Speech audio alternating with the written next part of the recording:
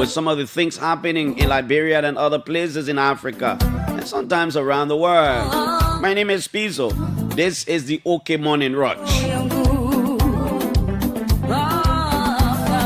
And I'd like to say happy birthday to you celebrating the day, whatever the occasion is. We wish you well.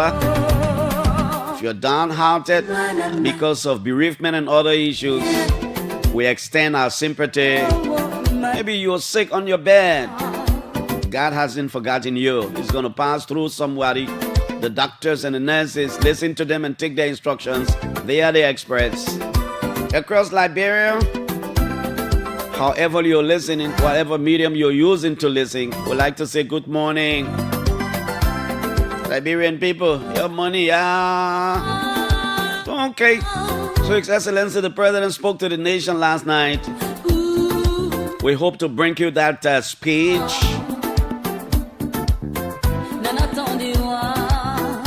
I don't know why I should say the edited one or the real one or whatever. But the one that the presidency says it is the one we should play.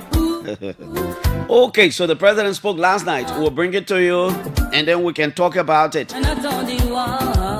All of us together can make Liberia better, and that is the reason why we must not stop talking about the issues that matter to all of us. Sometimes in those issues, you don't expect everybody to be happy. Everybody will have a sigh.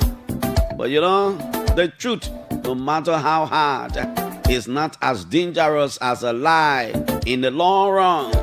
That is the reason why it is important to appreciate people who speak truth to you. Let's take a break, join few sponsors, and then we can come back here and move on.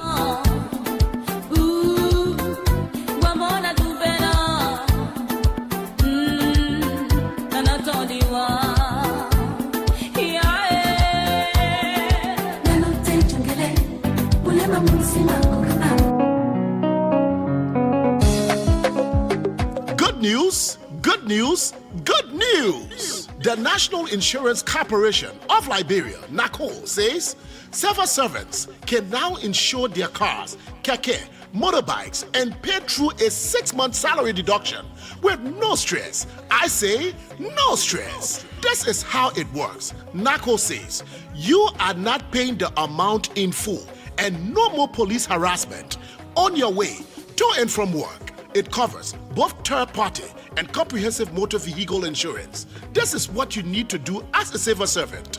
Apply for the legal power of attorney, the LPA. Credit through your human resource manager and get your approval message and proceed to NICOL office in Congo Town on the 3rd floor of the NP House opposite Singer Palace Hotel with your vehicle documents and your national ID card to obtain your insurance policy. NACO also serve the public and provide great discounts for all your insurance needs, including term, medical, and life insurance, business and home insurance against fire and allied perils, public liability, bonds, marine and cargo insurance, and many more. Civil servants, what are you waiting for? Rush now and get your vehicle insurance at NACO and pay over 6 months through salary deductions. For more information, you can call or WhatsApp us on 777-964-265 or inbox NACO Facebook page. NACO, your insurance partner you can trust.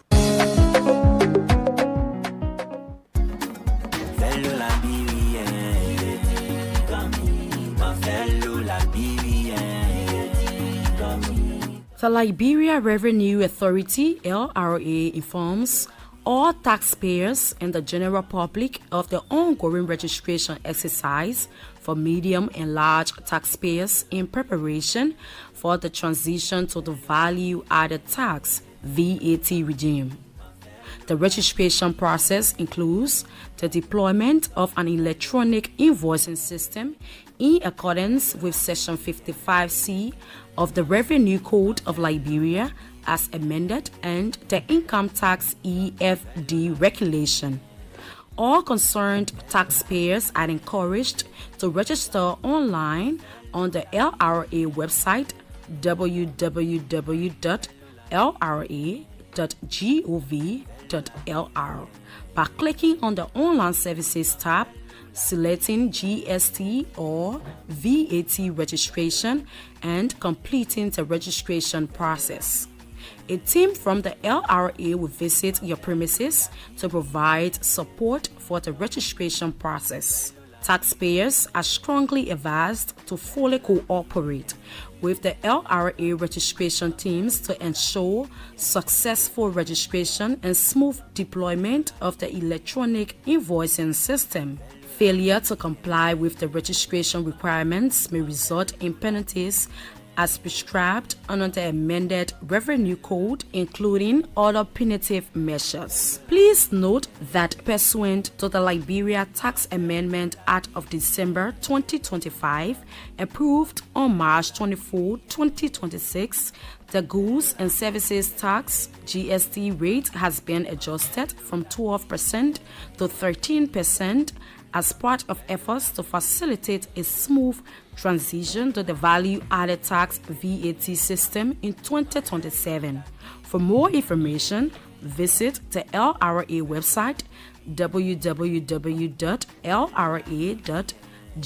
www.lra.gov.lr or call 0770 572 572. Signed, Margaret P. Crote, Commissioner, Domestic Tax Department. Fellow Liberian, fellow Liberian, my fellow Liberian.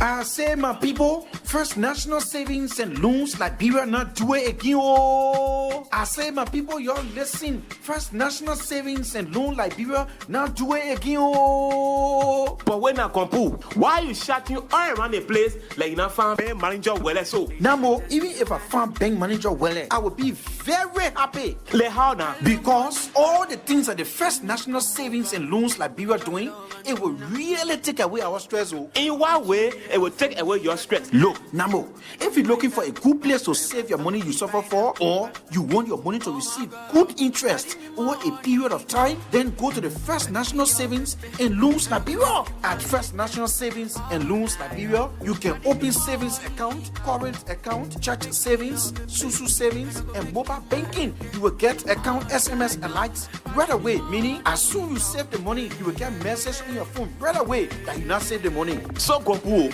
the way you not do all the fancy then so what should do now if I want to open my own account? Namo, when it comes to opening saving account for church, school, and organization, you can call them and they can open the account for you right to your own house, school, church, or organization. If you want to pay your children's school fees, you can also do it when you call them too. Try to join them to make things easy for yourself. I already missing good to you. Also, First National Savings and Loans Liberia can offer you different ways to do what the poor people call fixed deposit, or to keep your money starting from 13% per annual, meaning per year for Liberian dollars deposit, and 10.25% per annual, meaning also per year for United States dollars deposit, for what the poor people call fixed deposit. First National Savings and Loans Liberia. We are located on 10th Street, Sinker. Better still, you can call us on 0779 206 231 or 0886 027 466, and we will come to you. First National Savings and Loan Liberia is a microfinance deposit taking institution. At First National Savings and Loans Liberia, we put you and your business first.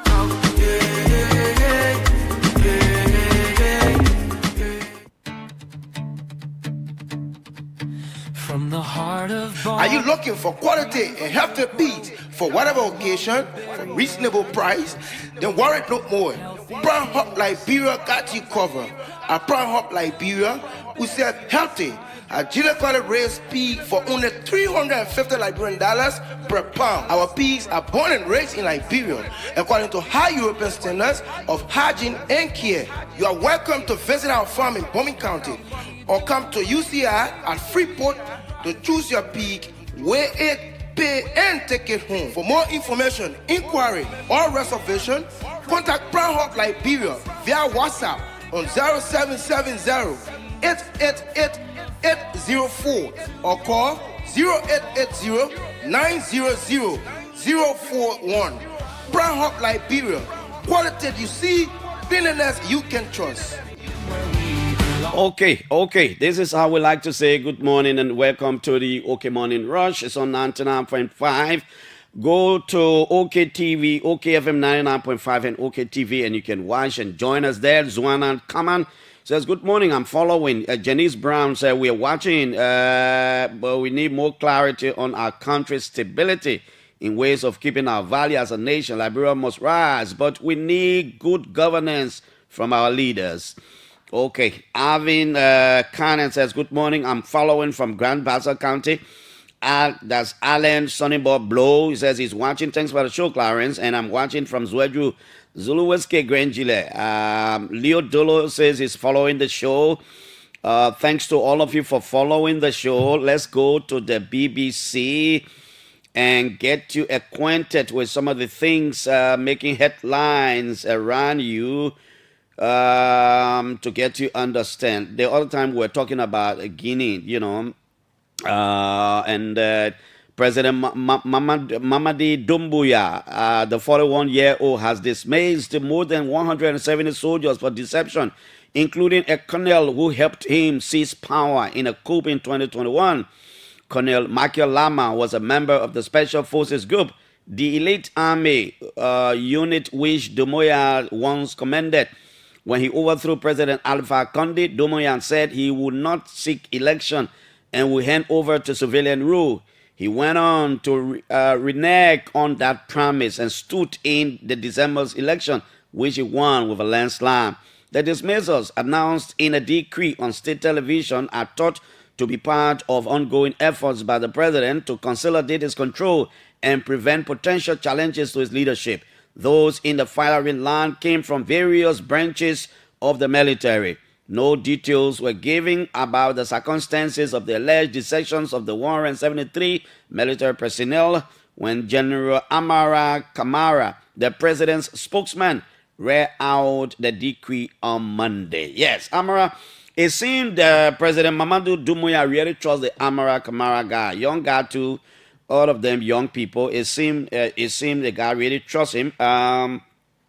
So we got some issues to talk about this morning. But like I said, last evening, His Excellency President Joseph Yuma Boakai spoke to the nation. And I want you to just keenly listen to the president, and then we can have a conversation later about it and other issues. This is what the president had to say last evening. Let's listen. We'll be back. I think it's 11 minutes. We can do it.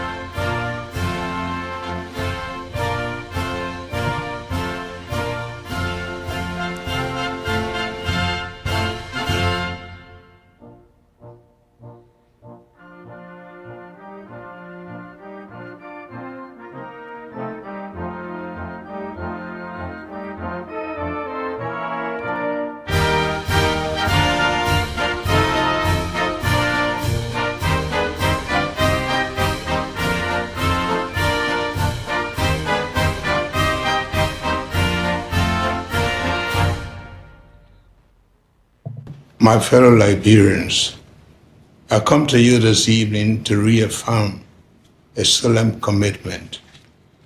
This administration will enforce the law without fear or favor while protecting the constitutional rights of every person.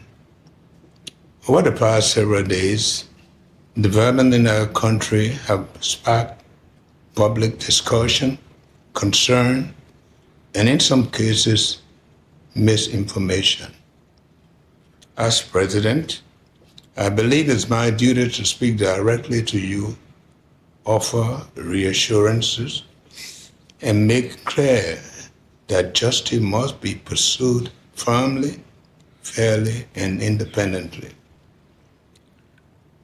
When you entrusted me with the leadership of the country, you did so with a clear expectation that I would uphold the Constitution, govern with integrity, strengthen our institutions, and ensure that no one is above the law. Liberia faces serious challenges, but we are making deliberate progress toward the arrest agenda for inclusive development. Yet, none of our work in the economy, education, infrastructure, or public institutions cannot succeed unless it is anchored in the fundamental principle, the rule of law.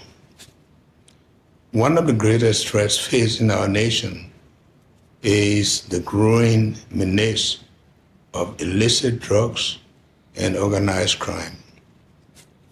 Drugs are destroying young lives, weakening families, fueling violence, and threatening our country's future. Let me re-echo here that this is not a simple law enforcement issue. It is a national security and moral issue. Consistent with our pledge, my administration has intensified the fight against narcotic trafficking, money laundering, and organized crime.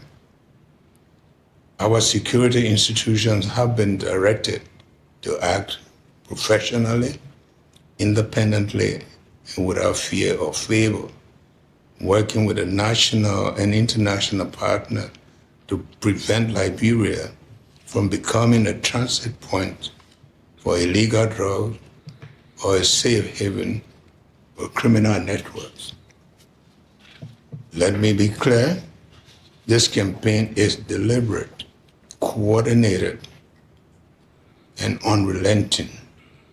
It is intended to defend the Liberian people, protect the Liberian character, and safeguard our nation's future.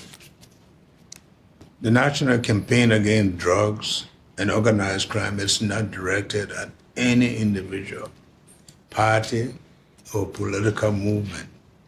It is directed at conduct that threatens the safety, stability, and future of Liberia. In recent days, the arrest and the detention of former Vice President Joe Howard Taylor has understandably drawn national and international attention. I assure every Liberian, our regional neighbors, and our international partners that former Vice President Joe Taylor is being treated in full compliance with the Constitution and the laws of Liberia. She is presumed innocent, has access to legal counsel, and is entitled to due process, which will be upheld. The former Vice President had been arrested and charged in accordance with our legal procedures. It is not the President's role to determine guilt or innocence. That responsibility belongs to our independent justice system. Our democracy will be measured not by how we treat those with whom we agree, but how faithfully we uphold the rights of every person who comes before the law. To those who have expressed concern, I say this: your concern is legitimate in democracy, but guilt or innocence must be determined by the courts, not by politics, rumor, conjecture, or public pressure. My administration will neither persecute nor shield anyone because of political affiliation, office, status, or influence.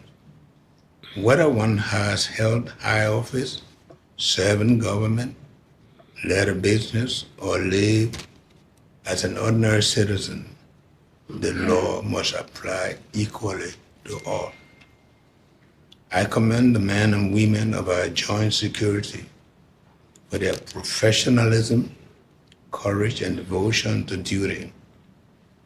Despite pressure and attempts at intimidation and calculated misinformation, they must remain steadfast, impartial, and respectful of rights and dignity of all citizens. This fight cannot be won by government alone. I ask parents, communities, schools, religious institutions, traditional leaders, young people to reject misinformation, support prevention, report criminal activity through lawful channels, and allow due process to proceed.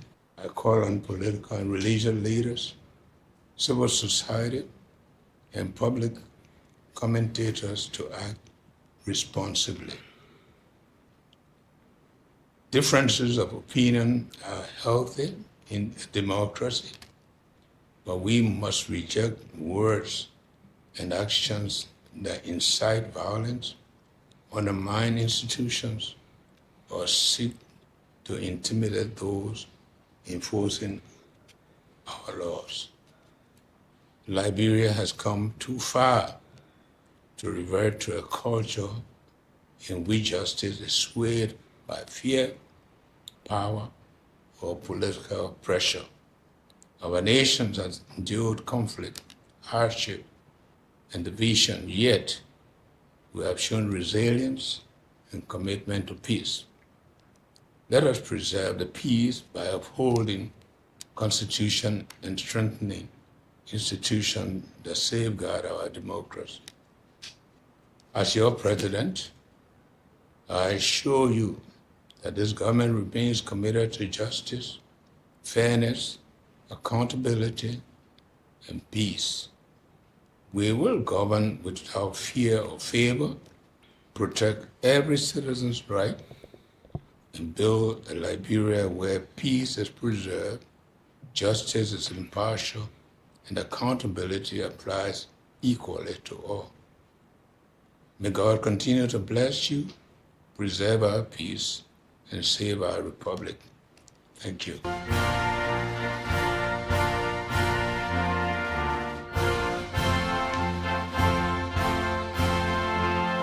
Okay, so that was a repeat of the speech delivered by His Excellency President Joseph Newman Boakai. We're coming right there. By the way, before we go, the Ministry of Foreign Affairs in Ghana says it has become aware of media reports suggesting that MTN Ghana is preparing to donate Ghana 20 million Ghana cedis for Ghanaian victims of the recent xenophobic attacks in South Africa. The media publications seem to attribute the announcement of this intent donation to an interview granted by the highly regarded MTN board chairman, Dr. Ismail Yamsing. The government of Ghana commends MTN for the offer. However, we respectfully decline. The Ministry of Foreign Affairs reaffirms that the Mahiman administration has made adequate provision for ongoing evacuations and reintegration of Ghanaians and is therefore unable to accept this offer. This position of the government of Ghana had earlier been directly conveyed to the board chair and CEO of MTN when they called on the Minister of Foreign Affairs, Samuel Ablakwa, on August 14. Meanwhile, the government of Ghana remains fully committed to current humanitarian evacuations and reintegration, financial support for every Ghanaian brought back from the harm. Now, the government of Ghana, MTN Ghana, they said they had a press conference, the board chair, and they said they wanted to give some money, 20 million cedis to the Ghanaian government to help with the Ghanaian citizens that came from South Africa. The Ghanaian government says, no, we don't want your money. Every cent that has to do with evacuation and reintegration of our people will be provided by the administration, by the government of Ghana. We don't want your money. Now, let's come back. If you carefully listen to the president's speech last night, the one I play is not the one you heard last night on state radio and through other radio stations. If you keenly listen, the one I play is not the one you heard last night. And I was asking somebody and talking to myself, and I was saying, why the rush? So they allowed the president to give different speech on ELBC, and then at some point they edited and included, I believe this was what was intended to be played. So I don't know what the rush. That office is the office of the president. And one of my friends in the government would say, Clarence, you know the message already clear. We don't care for the blah, blah, blah. No, I said, no, you're supposed to care. We're talking about it. Everybody who listened to that thing last night got angry with the way it ended. It means something was not correct, something was wrong. I don't know somebody was rushing or nobody. They didn't take their own time. They had it. If they knew the president was going to speak last night, they had a whole day yesterday to prepare that thing. So there was no need to rush to end it the way it ended. But what I played was not what the president said last night. But this is the final. This is the final one that it got that we should play. That's why I play it now. The president spoke to the nation last night. The president reaffirmed government's commitment. The president talked about misinformation. The president reassured the nation that the drug fight is not about political party. It's not about individual. The rule of law will take its course. The president spoke about integrity. The president said when we gave him the mandate, he swore to an oath before taking the office to protect and defend the Constitution. And he says the fight against drug is going to be deliberate. And the president also assured that no member of the government, nobody in the country will be shielded. The government, the people will go all out. The president again reiterated his trust and confidence in the joint security of the country. Those were the things the president said. At least the president spoke to the nation last evening. When these kinds of things are going on in the country, yes, it's good for the president for us to hear the president talk about reassuring the public about the rule of law. They will not shoot anybody. The arrest of the vice president will be accorded due process. And, she's being treated in conformity with laws and those kinds of things. Those are all good things. But the other side is, so what new change or what changes will the president's address to the nation last night do in the drug case? What's new? For me, that's the issue. What is new as a result of the president's address to the nation last night? What's new? What's going to happen? What new things did we hear? Other than the president has been having a lot of public programs a few times. He's been talking about his trust in the joint security and the inspector general of police. The president has been saying most of these things he said last night at different public programs. His Excellency the president has said them. So what was new last night? What's going to change as a result of the president's speech?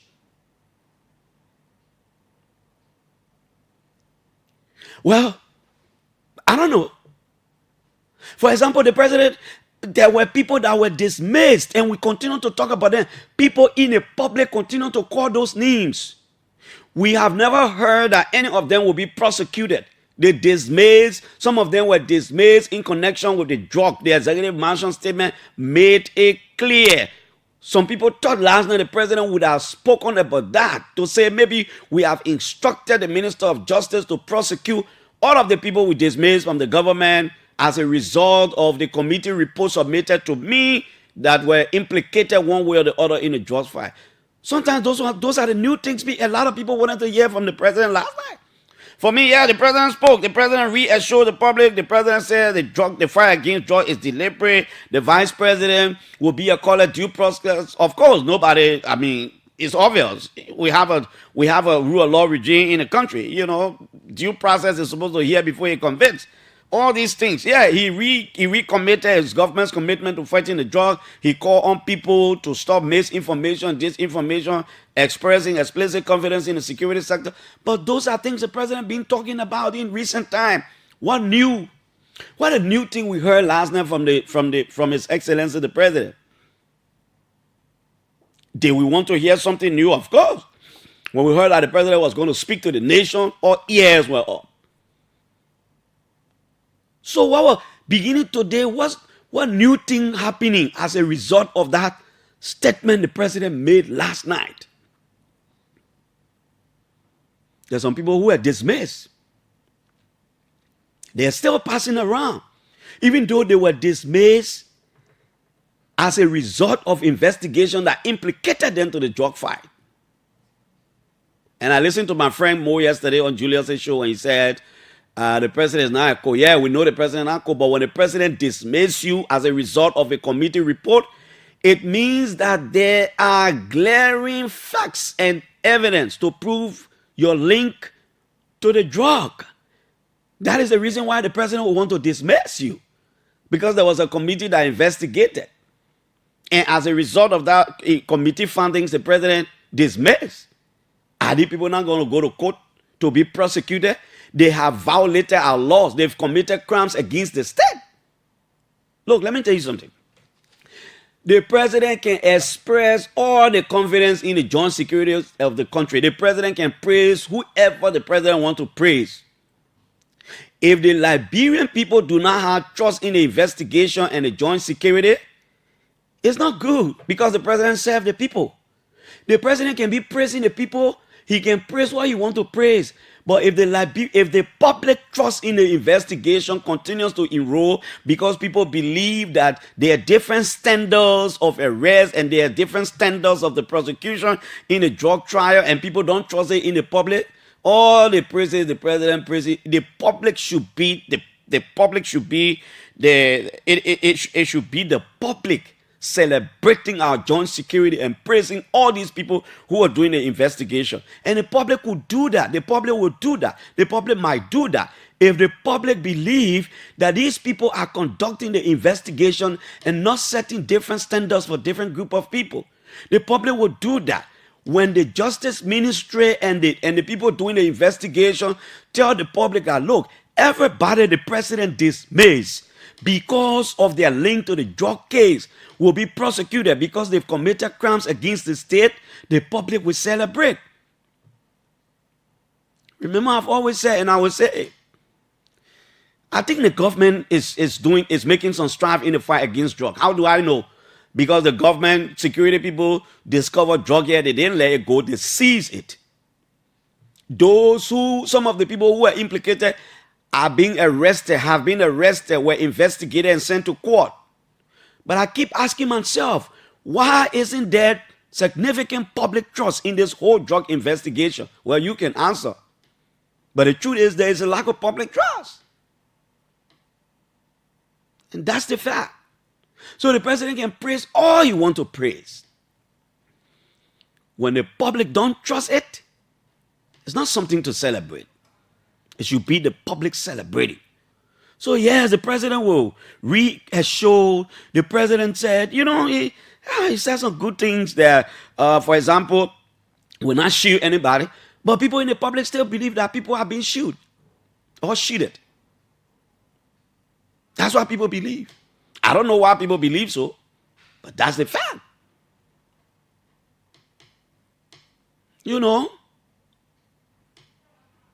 The last time I was talking about, one dangerous precedent, one dangerous thing to our democracy is, to any democracy, by the way, is when people begin not to trust the security sector. I don't know what to say about the police. It is not about the police under Gregory Cuomo. It is about the Liberia National Police, town without number. Maybe the police people need to sit and have a reflection about why, when there is a change of regime, people will align a particular police force to the president or that government or the party. When Patrick Suru was here, everybody around the Patrick Suru police, Liberia National Police, headed by Patrick Suru. Everybody around them with CDC police, partisan police, Georgia police. Right now, everybody is aligning, most of the people, not everybody, some of the people, let me say it that way, some Liberians are aligning the LMP with the UP. And look at the debates on Facebook. Who are the people who want Gregory Coleman to be dismissed? The opposition. They are the people calling for the dismissal of the police inspector general, who want Gregory Coleman to go. Gregory is implicated. Gregory, even though there are no facts yet to really pull him, to really bring forward, but who are the people that want Gregory Coleman to go? The opposition. They are the people. Oh, Gregory Coleman needs to go. Gregory Coleman took this for the cartel. Gregory took this for the cartel. They want Gregory to go. Who are the people celebrating Gregory who do not want Gregory to go? The Unity Party people. They want Gregory. Oh, Gregory doing a good job. They're celebrating Gregory. The Unity Party is issuing statement, commending the police, commending Gregory. That is how the police is usually drawn into the politics of the day. Sometimes I'm wondering why it is always not the armed forces of Liberia. Why only the police all the time? Why? Because the argument could not be because police inspector generals are not elected. No, but the armed forces, the chief of staff of the armed forces of Liberia is not elected, is appointed by the president. We must have trust in our state security institutions. But the trust we must have in them is dependent on the way they would carry themselves, the way they would perform. Look, don't get me wrong. Since Gregory Coleman took over as Inspector General of Police, there have been some changes in the police force. Gregory has managed to extend police cooperation with nations. We have been seeing police special forces go to Rwanda to benefit from trainings. Those trainings will benefit the country. We have been seeing police force coming here doing training with. Gregory has been doing some good job. I'm not going to sit there and blind and say, no, sentimental or nothing has happened. No, I'm not one of the Liberians who can use that word, nothing is happening. No, Gregory has been able to take the police to some level. But the public trust is still far. What's wrong? So yeah, the president spoke last night. The president said what he said, but most of the things the president said are the things the president have always said in recent time when he go to public places and stuff like those. A lot of people thought there will be major things the president was said last night that will bring about probably some changes in the ongoing investigation in the drug trial.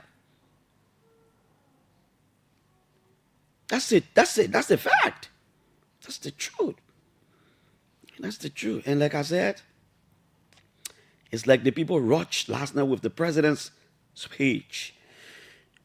From the Supreme Court, we are hearing that the Supreme Court of Liberia has declined to issue a writ of prohibition in the MDR versus Senator Samuel Koga trial.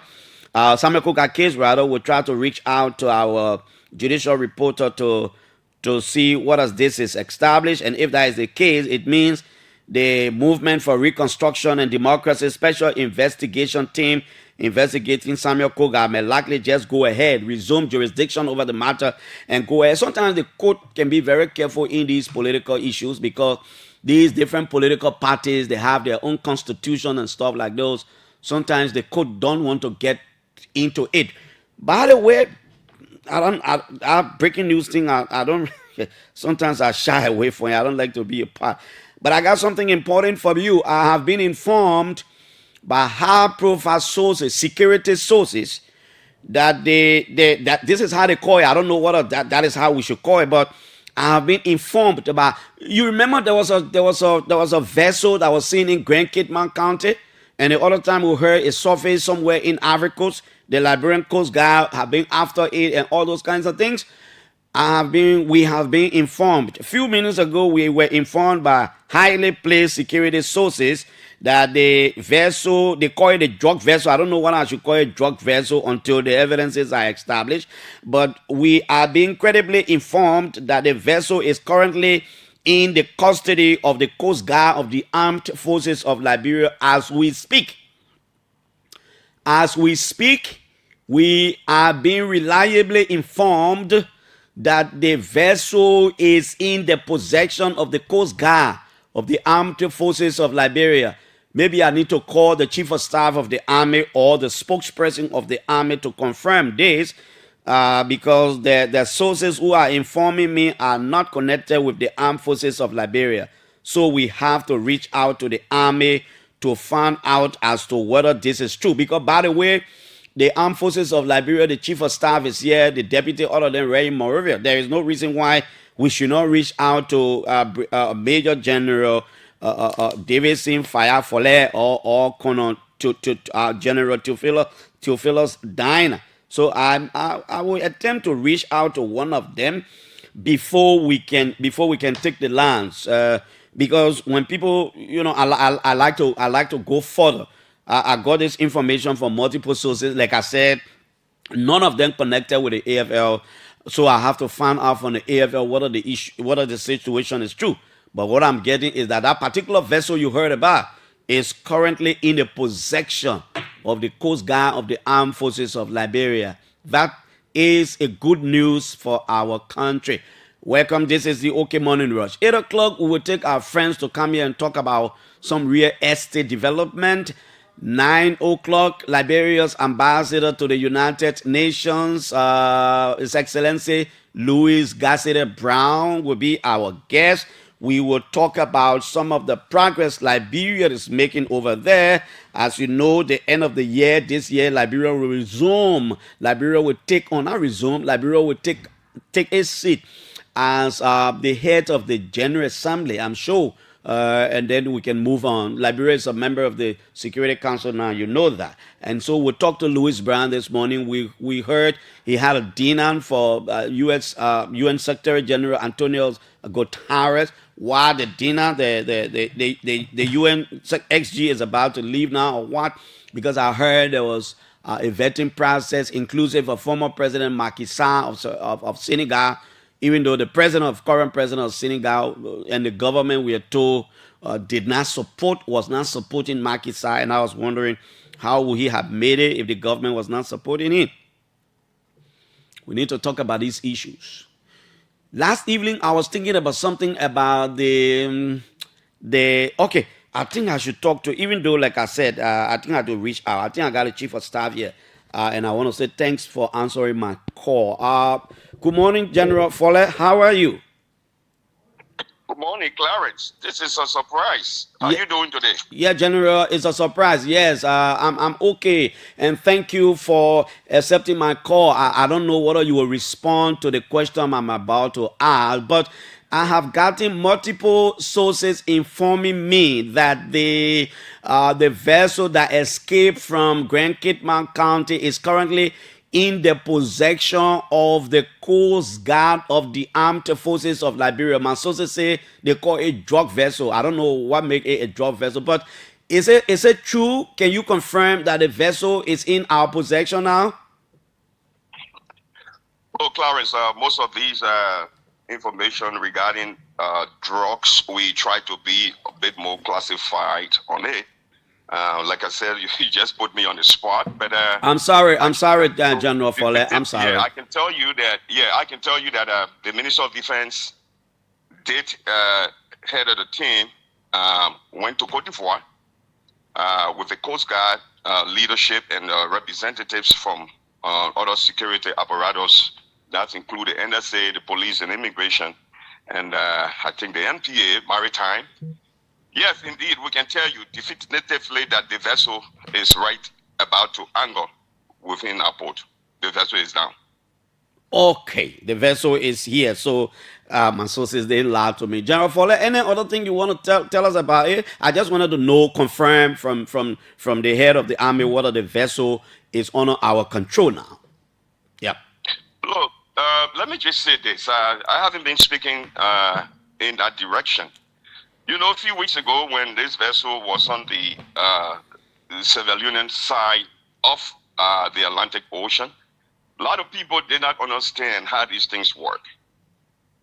The Liberian Coast Guard, for no reason, cannot drift on the civilian side of the waters. We know the map. When you go in our operation room, there are demarcations even on the sea. This vessel was on the civilian side for forever. We saw the vessel, but we could not make any attempt to go to that vessel. You would be breaking the laws of the maritime when it comes to going to the other side of the border in civilian. We contacted the civilian counterpart, of course. We had some discussion, but the vessel was stayed there, and they said they were looking into it, whether they could drift the vessel on our side because it was a suspected vessel. Unfortunately, they did not do that. They refused. Now, it was on that very Sunday that the vessel drifted on our side, and we are looking from our radar. Then, at that time, it was on the Liberian Star. We could move. When we attempted moving towards the vessel, indeed, the vessel got some information. You know, the communication stuff is so open. And they started to drift in deep sea. And that's how we did our best. I tell you, my Coast Guard did a great job. We had 2 of our boats. Those are brand new boats. But these boats, to some extent, have some limitation. The vessel drifted in deep sea, heavy rain. It was so foggy. Visibility got so poor, and the sea was so rough. Trust me, I could not risk the life of my sailors. I told them to return back, and that's how that vessel keep going deep in sea, and we got it no more. But we got this, the maritime. We have what we call the John Maritime Task Force. We got the flagship agreement: Ivory Coast, Liberia, Sierra Leone, Nigeria, Ghana.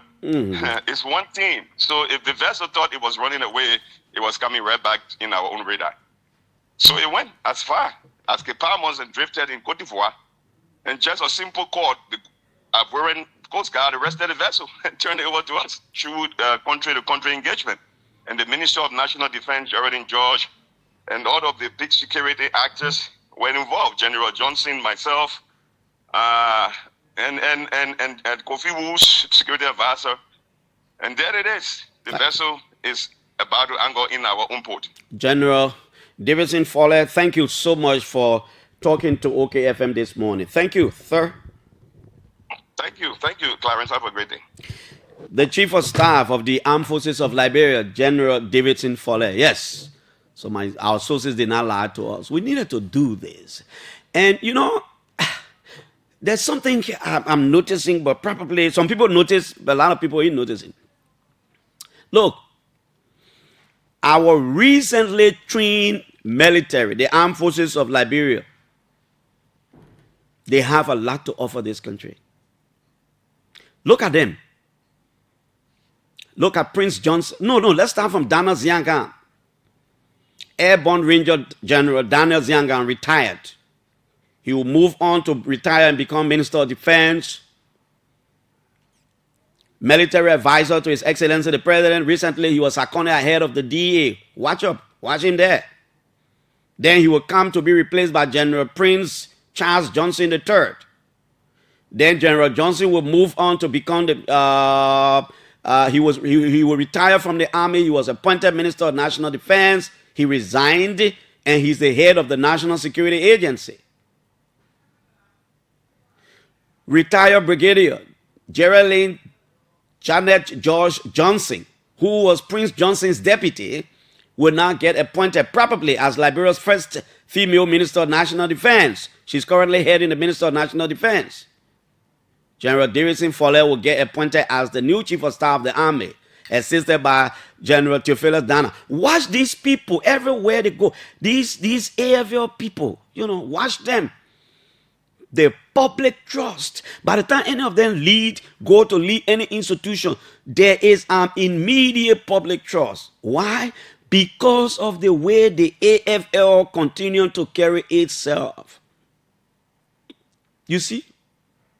Thanks to General Geraldine George Johnson, thanks to General Prince Johnson, thanks to the National Security Advisor to the President, thanks to the men and women of the Armed Forces of Liberia who brought that vessel back, and thanks to the Ivorian government, thanks to the collaboration, thanks for the coordination that brought that vessel right back. General Fowler said if the vessel thought it was escaping from Cape Palmas to Africa, they were joking. So the vessel is honored Liberia's complete control. That is a good news for our country. For me, that's a very good news for us. This is the morning rush. We're just taking few calls, then we usher in our first set of guests, and then we take them, and then 9 o'clock, Liberia's Ambassador Louis Brown will be here as our guest, 0777-700-995. My name is Piso. Let's get you. Are you there? Good morning. Good morning. Good morning, Clarence. Good morning, my friend. Yeah, this is Godwin Ware Jr. I'm joining you from the car with this morning. Okay, my brother. Yeah, Clarence, let me say thank you for letting the president complete, speech last night on the other radio stations, and we want to give you some, low distinction, But here is the catch. I think you are getting it absolutely wrong this morning, Clarence. When you say the president didn't say anything new, but yet and still you came back and said the president has showed the country. And I don't think the president should be going into details of what the security forces are, or investigating. And so that's why the president came up with that particular speech. And mind you, the president we have in custody is the former vice president of this country. All right? So the president had to come out to inform the country about how, because in the president's speech, he talked about perception, he talked about misinformation. You want to create the impression that the public is not, in line with they are happy, and that is not in fact. Godwin, let me ask you one question, my dear friend and brother Godwin. Even if the president didn't say the vice president, will be treated in keeping with the law, she will be accorded due process. Even if he didn't say that, she will not have due process? No, the problem here is the president needed to communicate with the country because of the too much misinformation, some of which you're trying to elevate, which is not okay. Okay. If you come out and say the public is not happy, misinformation are trying to elevate. Like, for example, what misinformation that been going around? What are some of the misinformation? Take, for example, you will bring opposition politicians on your radio station. People who don't want to see the police RG, for example, people who will come with misinformation, look, the police RG give, the police RG did this, the police RG did that. These are the people you bring on the radio, and these are the people you call in the problem. That's the wrong thing about it. So when we bring the government people to, and they can tell their own, they can say they trust the police, inspector general, they do and they can tell their own too. He also said, thank you, Godwin. Good morning. Thank you, my brother Godwin. Good morning. Do we have you here? Our guest is here. We'll take few calls. Hello. Good morning, Dr. Piso. Good morning, man, my brother. Good morning to our patriotic citizens, the most especially our great audience of OK Evan. Let me just thank you first of all for your investigative work you continue to do as a person of one country and our country. Let me say thank you very much. You see, my name is Rufus Busy Dix, and I do join the educated conversations on a deployable community in Central Moravia slavery community where people are finding it difficult to have access to proper water and public latrine. They navigate all the reward, the fact water from the junior system. But yes, I listen to the chief of staff. It was like him when I see good and said that the army needs to get the Piso and Tor will go out to get some ammunition for the army. Up to now, it really removed. Those guys, in fact, the security sectors want to be lying to us. No, I am told that the government even paid that money. The government, through the Ministry of Finance, paid the money for the equipment to come, but I think either the money went late, somebody else expressed interest, but the AFL was still trying to negotiate to get those things here. That is the latest information that I got. Okay, so there's nothing back in the mix of that, but yes, you see, the program, when the president spoke to the last but understand that you need to start the people abroad to do program and thing for the president. If I pull, you saw the inaugurations. You see how you say the place was, you see how is that deployable? If I left a person dying during the inauguration, that was shame to our country. Okay, thank you. We've taken you. Let's take one more. Hello? Good morning. Good morning, sir. My name is Molly, calling from Israel. Your full name, Chief?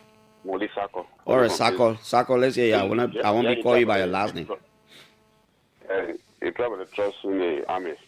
But in recent time, we have seen a army vehicle or armor car parked at a prison compound.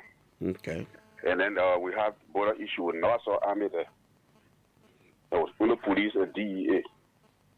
And then the military was always around that border, but they were classified. According to senior sources, they didn't want to show up, so they would not blow the thing out of proportion because they didn't know Guinea's reaction. And then they seen army during the 72nd parade demolition. They were there clapping when the president spoke. And then they had to be clapping when the president spoke. They began political. Okay, except I didn't see all that one. Hello? But I don't know when the president is the commander-in-chief of the armed forces, don't forget. So if he's speaking on military issues, sometimes the army got a way of clapping. I don't know whether anything wrong with that. The constitution is clear. The president is head of state, head of government, and commander-in-chief of the armed forces. Hello? Hello, are you there? We can take the final. Hello? Good morning. Good morning, sir. Okay, thank you very much, Mr. Jackson. My name is Mohamed Samalu Bago, and I'm coming in from Intuala. All right, Samalu. Okay, let me ask you for the show this morning. Basically, like you stated, I don't think there's a new thing the president come on. These are something that we've been listening to, and I've heard another beautiful speech. There's important that the government to be intentional in terms of fighting this drug. We are tired of listening to beautiful speeches. It's important. So if the United Party is trying to call, when you say that you disagree with the speech of the president and coming with no new thing, they have to come out with new thing. But in terms of doing that, they're trying to argue. And they have no basis. So I just want to appreciate you. Yeah, thank you. But it is our right to call now. You can't sanction people's opinion. To that other caller, I'm just being informed again that the AFL is, in fact, they are still in Lofa as we speak. Good morning. This is the final call. Good morning. Thank you for this opportunity. My name is Abel Placky. I know I'm not the least, though I'm the last call. Yeah. Yeah, well, thank you. I think that our president spoke profoundly yesterday. I think since the foundation of our country, we are now beginning to experience something new in our country. You know, to see high-ranking officials of government, I mean, at the highest level, being reminded, you know, at the prison, it doesn't mean that the person is guilty. We never saw this. Damn, I mean, Uncle, you say send the foundation of our country. You not being here. They talk. Which one of the vice president that you seen being incarcerated? No, now you're making it clear. Now I don't know, but this is it. But you say because you say higher government official, third man region, top region, door region, that small high profile people. You did not see doing though. You did not see what? You know, a figure of such. Look, when you look deep down in the heart of our president, that's his niece. We are not happy to see that's my niece. I strongly believe up to now, you know, that I mean she's not you know, part of it until otherwise proven. The president does not want to see you know, Madam Taylor going to jail, but the president took off to defend the Constitution. The president must remain on the side of the Constitution. So we hail our president even though there is a story, there's a history about. I may not be exact. One of these presidents, I think Turbo or Totman, Joe, either his own brother or his son, the person committed a crime. One of the presidents. There's a history. That Turbo, you say, yeah, that's Turbo. But you see, to muster the courage to even speak about somebody that you know. The president is deep down in his heart, does not want to see no Liberian behind. But the president also got to protect his country. So we hail the president. This is the first of its kind, and we stand with the president. Once it comes, you stay referencing Tobo, then you stay saying the first. Do you know your niece? Yeah, your niece, your whatever, but your son. To look at your son and allow your son to go in jail as a certain president, like you said, Tobo did. That's not joke. You know what it means to have a immediate former vice president being accused right away, and the president reminded, charged and reminded. But where were you here when our former interim president Julie Bryant did Julie Bryant not go to jail yet? But you say interim president now. No, Judy Biden was not. Judy Biden was not an illegitimate. No, but he was by the no, Constitution. but he was appointed. no, but he was head of state. He was not legitimate. He was interim. You just qualified. No, whatever position he held, whatever way he came to power, he was head of state. Yeah, but let's qualify now. He was an interim head of state. Joe Howard Taylor was elected. But we need to congratulate the president. Yeah, we need to Okay. congratulate the president. Look, I don't want to see. Look, Madam Taylor is my niece. I think it's so terrible. I don't want to see her. I just pray that she's exonerated. That's my niece. I really don't want to see her. But the president is on her off too. The Thank you. president spoke. You listened to his tune last night. You think he's happy to see a Liberian going to jail? But the president must clean the mess. Imagine William R. Tauber, President Tauber, even signed a death warrant for his brother Gabriel Tauber. Oh yeah. So this thing, no, but listen, no, Abe. Signing death warrant, even for your brother, is more than just the vice president being jailed. She had not been guilty. No. Thank you. I'm just saying, Abel, as we call on these different radio stations, let's be careful with saying the first time in the history of the country. Do you know what I mean for a sitting president to sign the death warrant of your brother? And then Tauber also allowed his nephew, the man who they named after him, to go in jail because he committed a crime. So these things have happened before they were happening. When they happen, let's not make it look like, oh, send 1847. It just happened here. Never happened. No, my friend. Let's take our guest, man. Our guest has been here. His name is Otavius, I'm sure. Can't see the last name, but you will call his name. He's the CEO of OBG. He will tell us exactly what he said. My brother, good morning, man. Welcome to the show. I see the man relax and just following us. How are you? Good morning. I'm doing pretty good, and you? I'm good. Just use the mic the way you want it. Make yourself comfortable. It goes up, come down. Okay, just introduce yourself, sir. Who are you? First of all, thank you very much. My name is Octavius Investment Gilman. The owner of OBG Real Estate Developer Company, LLC. Okay. In the U.S. Okay, in the U.S. Yeah. Okay.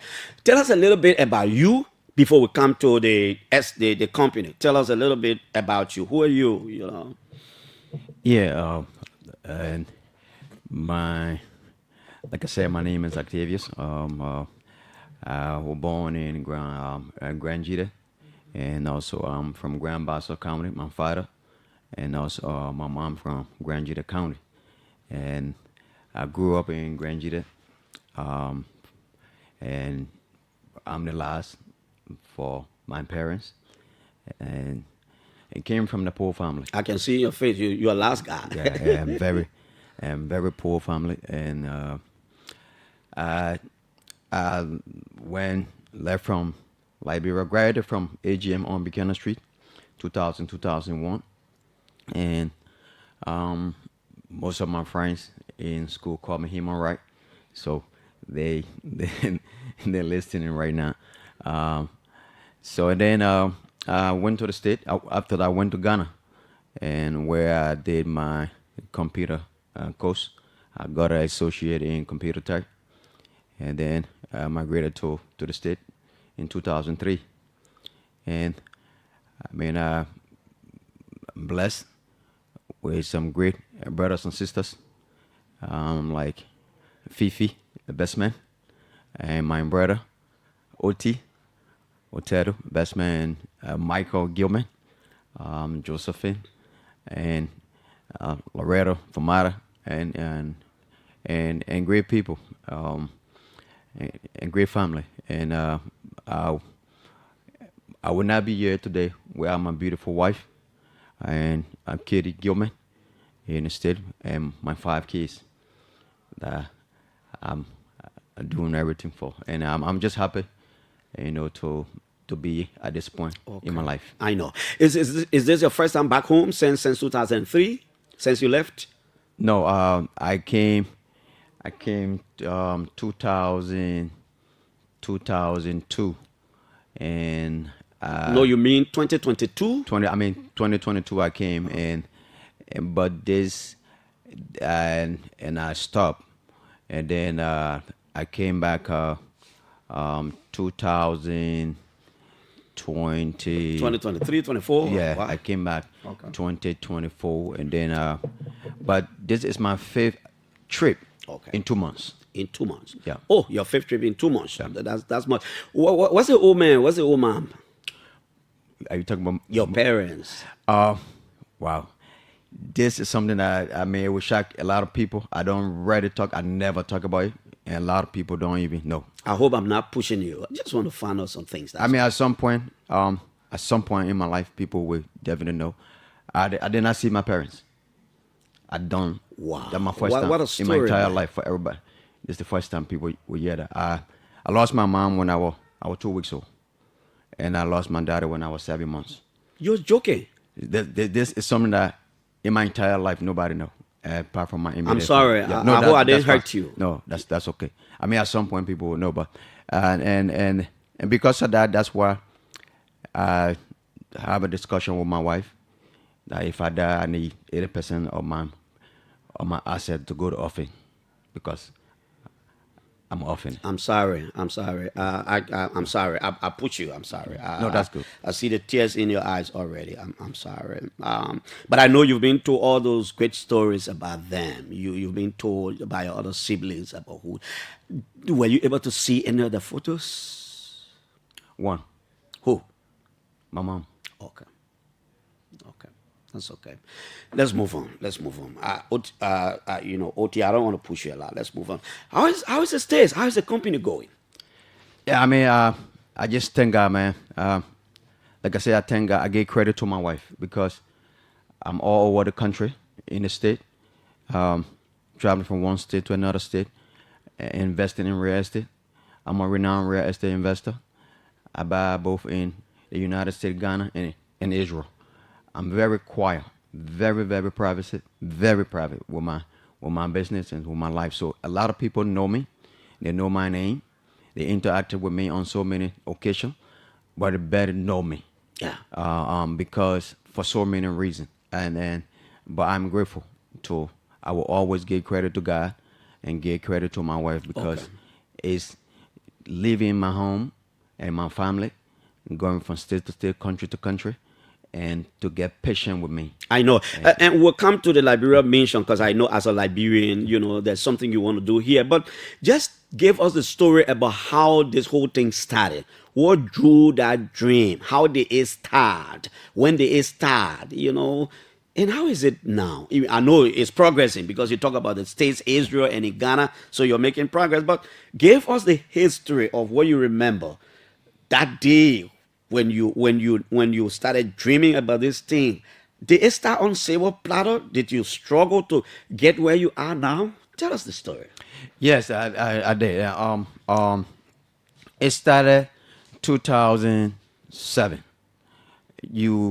If you can remember the market crash, the wall crash, and when Barack Obama was building our Freddie Mae and Freddie Mac, I live in one of the most dangerous cities on the planet, Detroit, Michigan, where you talk about drugs.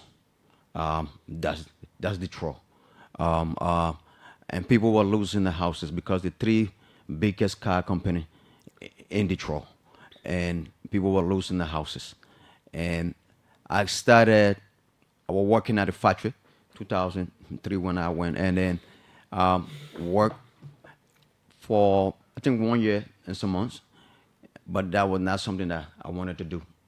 And I started to clean clubs and things. Started my own business to clean clubs after the people party and think they leave. I would do that, and then I stopped that, and I went into home care, private duty, began to hire. I stopped that again, and 2007, 2008 came, and I saw the property on the street called Jefferson. It's a downtown Detroit, and for $60,000. I took every single cent and every money in my wife's account. Now that was my girlfriend at the time. Every single cent, and I told her, "Let's do this." And then she looked at me, "Are you crazy?" And I said, let's just do it, and we did. And I sat on that property in the 2015, and I sold the property to the guy who owned the richest man in Michigan, called Dan Gabriel, and to his company. And after that, I bought 5 more houses, and from there, I wanted to learn how to move on, because now it was like I cannot turn back. Yeah. And I went to this guy called Robert Kiyosaki, the guy who wrote the book called Rich Dad Poor Dad.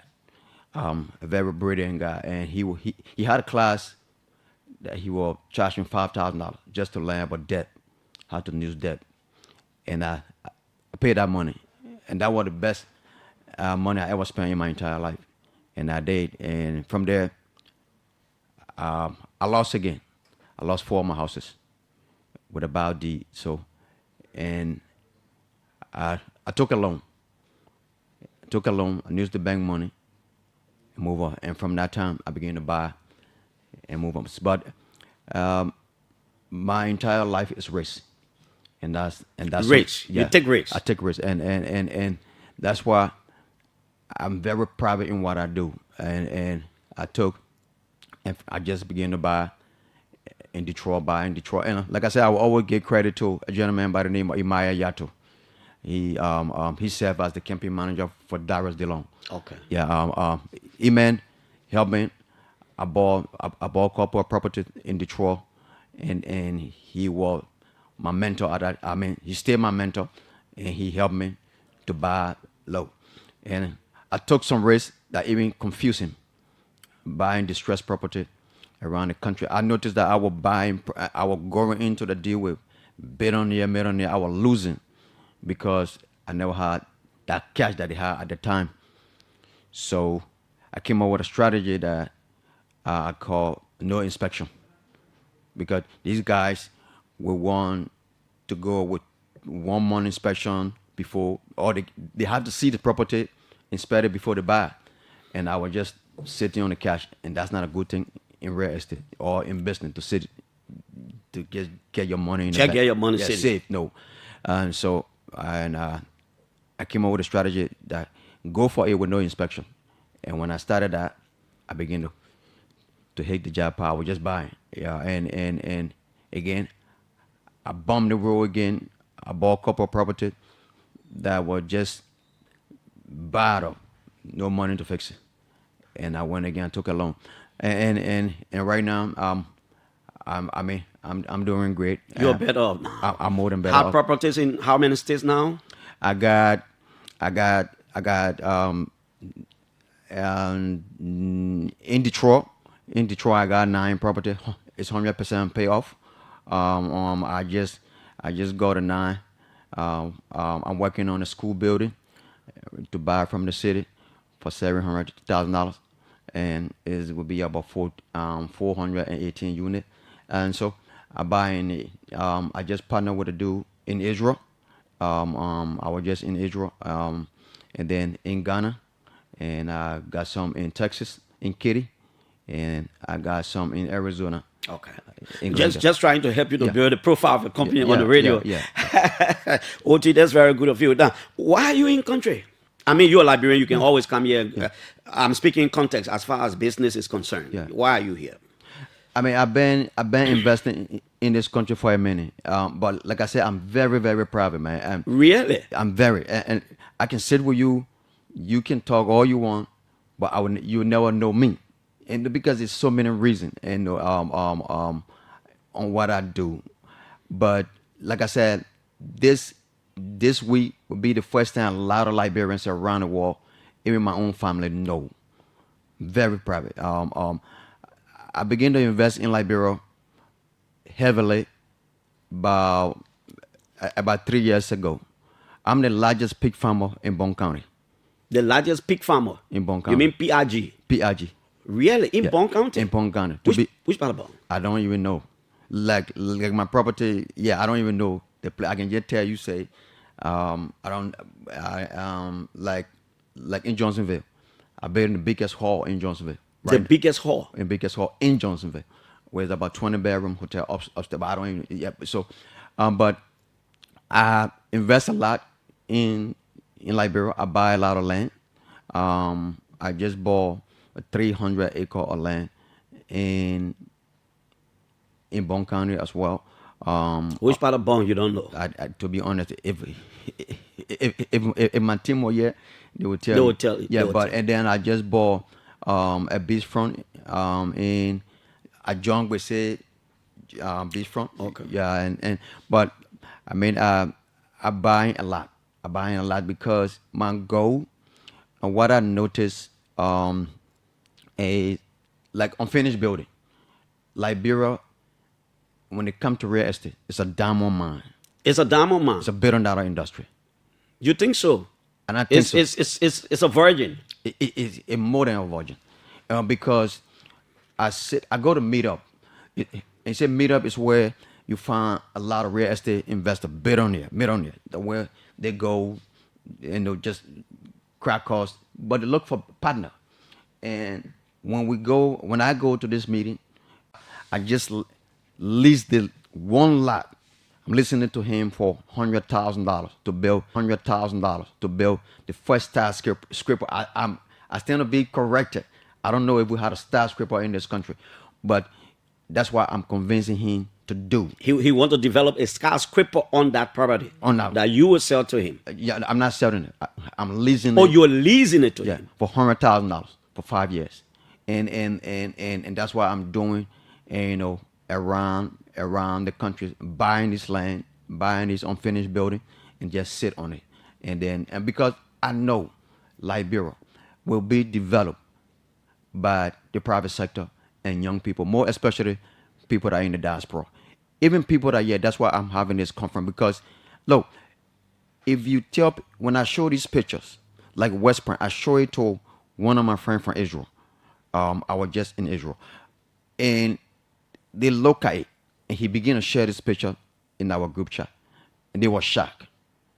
And so, look, Liberia got so much potential. Why were they shocked? They see it as a potential place for investment. And they are shocked because how long this location been in existence that nobody know. Like I show an island and all these pictures.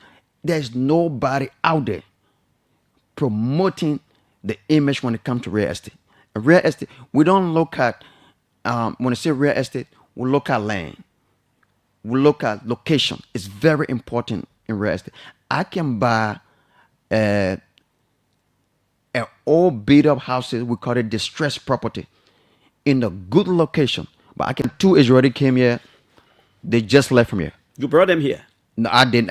I make them to come, but I was not on that trip with them because at the same time, at that time, I was in Ghana. Yeah, so so they came, they saw it, and they left. They stopped at the airport and they went back because we had a conversation for almost 2 months. They couldn't believe that Farmington Hotel was the only hotel at the airport. I told them, I said, I can bet $100,000 and let cut our relationship if I lie. They couldn't believe it. So they thought we should have multiple hotels. I mean, come on, or more hotels. I mean, how will Farmington Hotel be the only hotel at your airport? That's just something not right. And so when I said that, I said no, it can't be.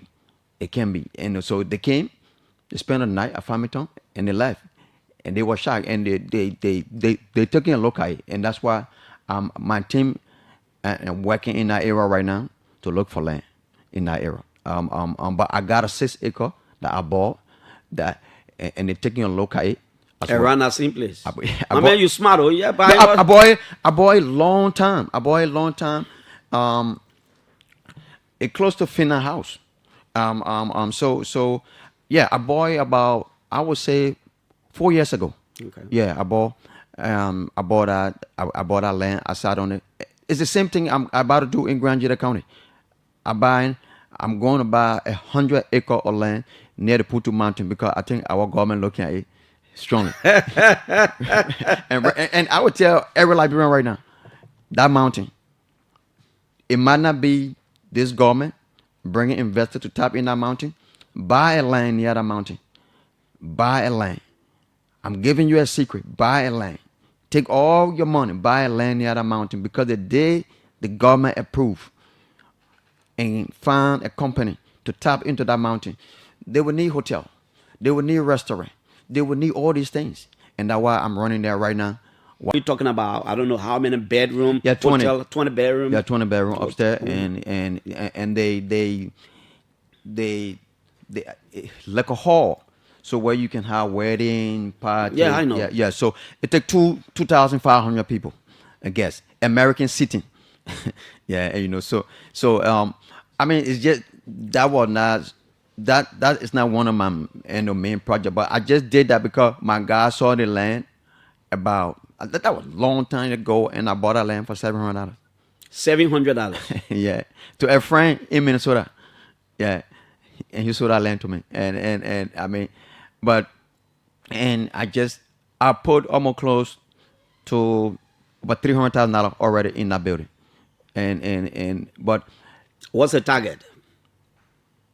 I don't care how much it costs, but I mean, it about to be done. I got the guys working right now as we speak. But I just bought another one near the runabout, that cycle. Yeah, right there, Johnsonville. No, not Johnsonville. That new place to just build like a cycle. Yeah, that's Johnsonville. When you come from Nizo Clinic Hospital and you go there. Oh, you're talking about EAW Junction? Yeah, that the roundabout. Yeah, roundabout. I bought a land on it for $75,000, one lot. Okay. Yeah, and I about to lease that land to a lemonade guy. He listened to me right now. The guy is laughing. Yeah. Yeah. So I mean, Clarence, I want all Liberians, man, and there are a lot of Liberians out of the country. Clarence, they want to invest here, but they are afraid. What's stopping them? Why are they afraid? And you've been investing here. You should be our ambassador. No.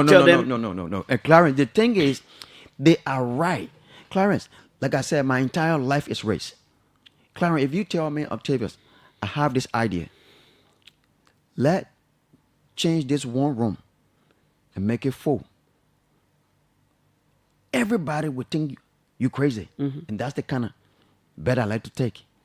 I like to do things that everybody would think I'm stupid. And that's how most 99.9% of people who know me, I don't have a friend. They don't even know what I do. We talk, we joke, but they don't know me because I'm very, very private. They will say, that foodie man just talk, but they don't know me. They know my name. They interacted with me on so many occasions, but they don't know my lifestyle. I'm very, very private. Why are your friends skeptical to come and invest like you do? Because of race, Clarence. The people work hard for the money and taking it. Look. But you're putting your money here. You work hard, OT. You're putting your money here, and you're getting it all. Nothing happening here. Clarence, it took me years. Clarence, that's how. Clarence, I read about successful people when I was entering this business that you cannot be successful without taking risks. You cannot be successful without using OPM. Not one real estate investor on this planet will tell you that they use their own money. When you get to that stage, you can never use your own money no more. So we take risk. Risk is something that I will continue to do until I die.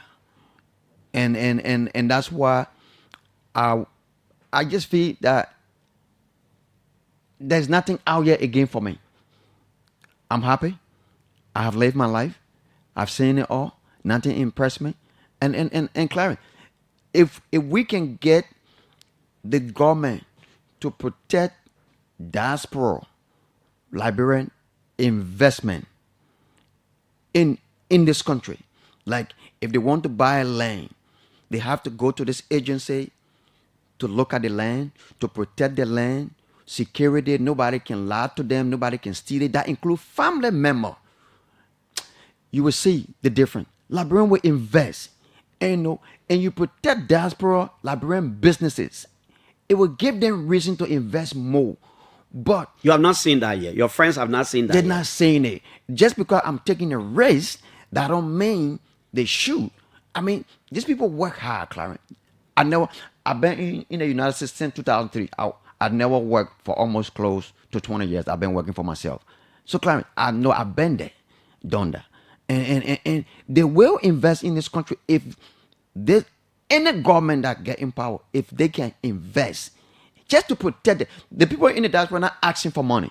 They only asking for security and protection. Make life easy for them. Like bringing cars in the country. They would do that, but lower the taxes. And so these are things, but let me take the risk now. So I'm serving as the sacrificial lamb and say, if I can do it, I want you. That's what I mean when I say you are our ambassador. I'm talking about in a private sector context. Yeah. You go to the guys and say, look, I know the secret. You want to invest? I can help you with some idea. Like Liberia is now, there's some issues there, but the place is not the way people say it is. Thank you. I have invested there. Yes. I can help you. That's the kind of thing I want you to do for us. And that's exactly what I'm putting my money in. They're out there, and they seeing me. But I don't have the time now to go on Facebook like I know.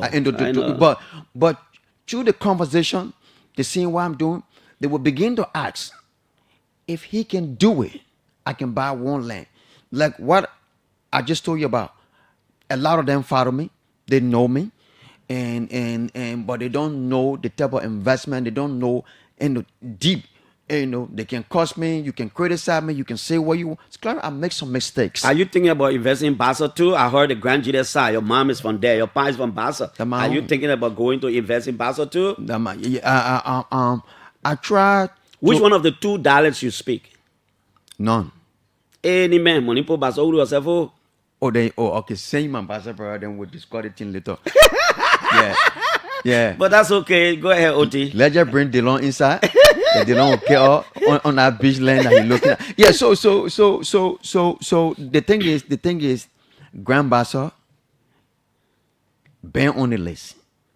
Manga, Ben, they went to Bassa 2 weeks ago. Also, you have people that do these assessments for you. Yes. Okay. They went to Bassa 2 weeks ago, and I'm looking at a beach. To be honest, recently I was in Buchanan. And I was impressed. I've not gone to Buchanan for a few months. As I was driving along the way, before a few minutes into Buchanan, I saw a lot of new investments all on the road, whether it was a hotel or people private homes. I was like, but the place is changing. People investing there. Yeah. And I was told most of our brothers who got these investment on the highway before entering Buchanan are from the diaspora. I was happy. Yeah. I even saw a place they say it is the farm of the former health minister, Dr. Wilhelmina Jala, a big palm farm. I was like, wow, these places are opening now. I just bought seven lot all the way, and what I'm doing with this lot in different spot. You mean in Grand Bassa? No, okay, not right. from. It started from. It started from the airport all the way. About what I told them to do is to buy this lot, one lot. I want to build like a rest station. Like when you travel to the state, when you're driving, they got places that people just put up and rest. And to park the car and sleep, use the bathroom and get something to chew on and move on. That's what I want to do. So when you're driving a long distance, the car can just put up in that rest station and just park. Put up in that rest station and park.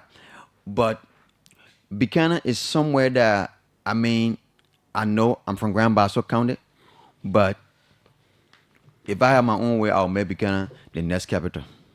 If you hire your own way. Yeah. You could attract that by pushing some of your developments there. It's Buchanan and Bon County. The reason Bon is because I come in with a team on the 15th. I'll be back. And we about to look at Bon County differently.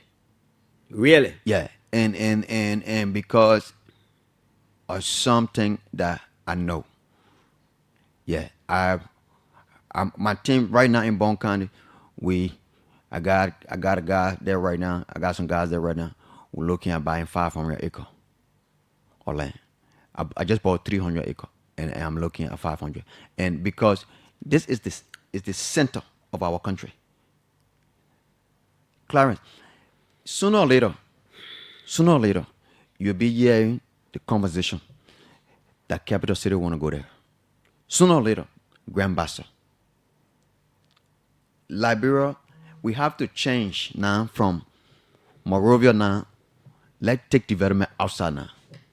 And that's my goal. And that's why I want to encourage people, investors out there, to come and look at our country. The real estate market is open. It's open. And we need to consider taking advantage and taking control of our economy. The private sector, that would be the only sector, only group of people that will develop this country. Your politician will never. I don't care who become president. I don't care who becomes senator.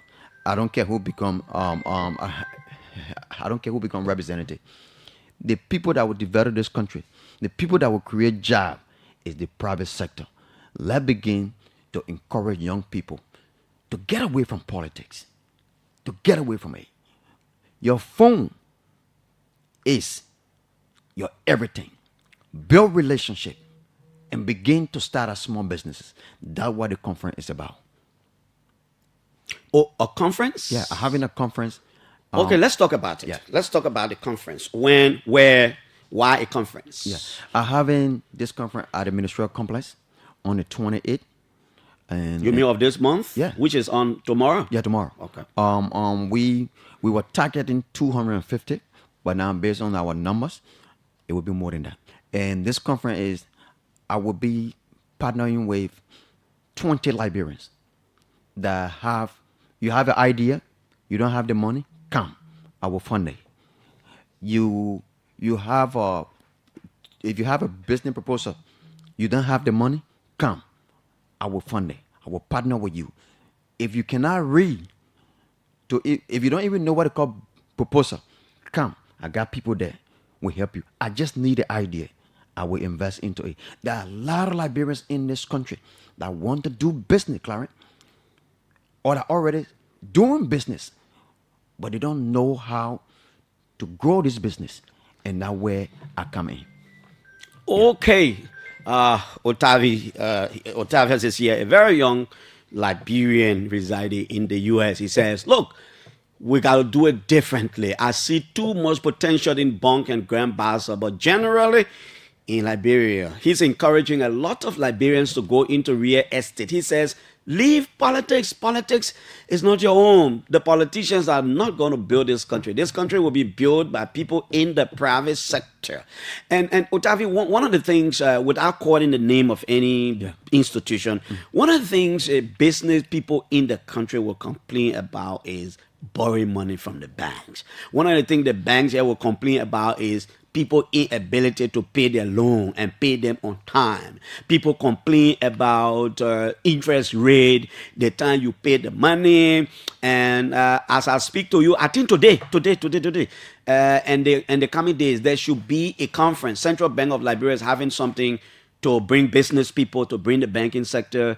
Have you been able to talk to people around? Because when you are investing in Liberia, I don't know. I'm not sure you're going to be pulling money from Bank X, where probably you want to borrow money from here or what have you. Are you talking to people around? Do you have an understanding about borrowing money from here and what it takes and all these kinds of things now?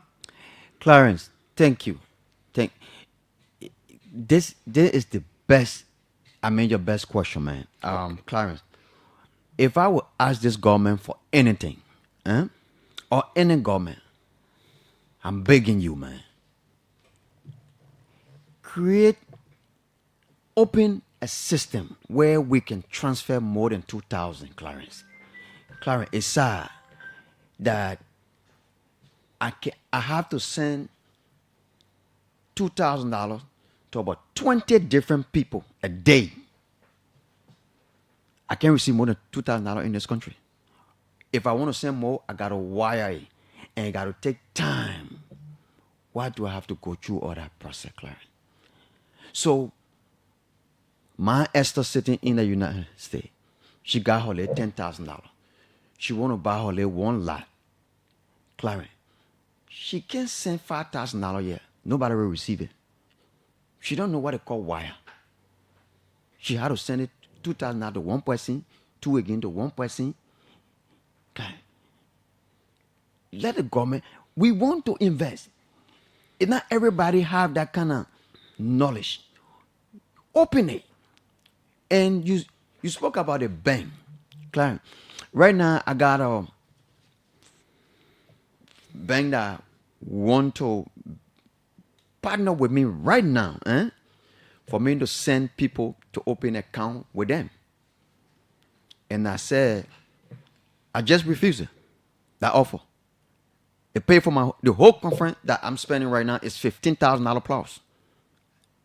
I alone to host that conference at that location. And I said, no. Clarence, you have to educate the people first. And that's the reason. A lot of Liberian businesses now, they operate a business on mobile money with no bank account. You don't blame the bank. You blame yourself. The bank don't know you. Open an account with them. That relationship. Right now, I'm in debt in the United States. But while I'm buying a school building in Detroit for more than $700,000. Listen to this. I'm in debt right now for $1.something million, $8 million. But this bank still willing to give me almost close to $3 million to buy that place, rehab, because of relationship. They look at asset. They look at that relationship we built. So probably your payment history, all these things. Yeah, but Clarence, if I ask somebody right now, you got a business? Yeah. Do you have a bank account? No. I got mobile money. How you gonna blame? You can't blame the bank, and the bank will give you money, and that's why I'll be teaching Liberian at that conference how the bank can give you money. Because here's the thing. You know why most successful business people, I'm talking about renowned business people, do not keep money?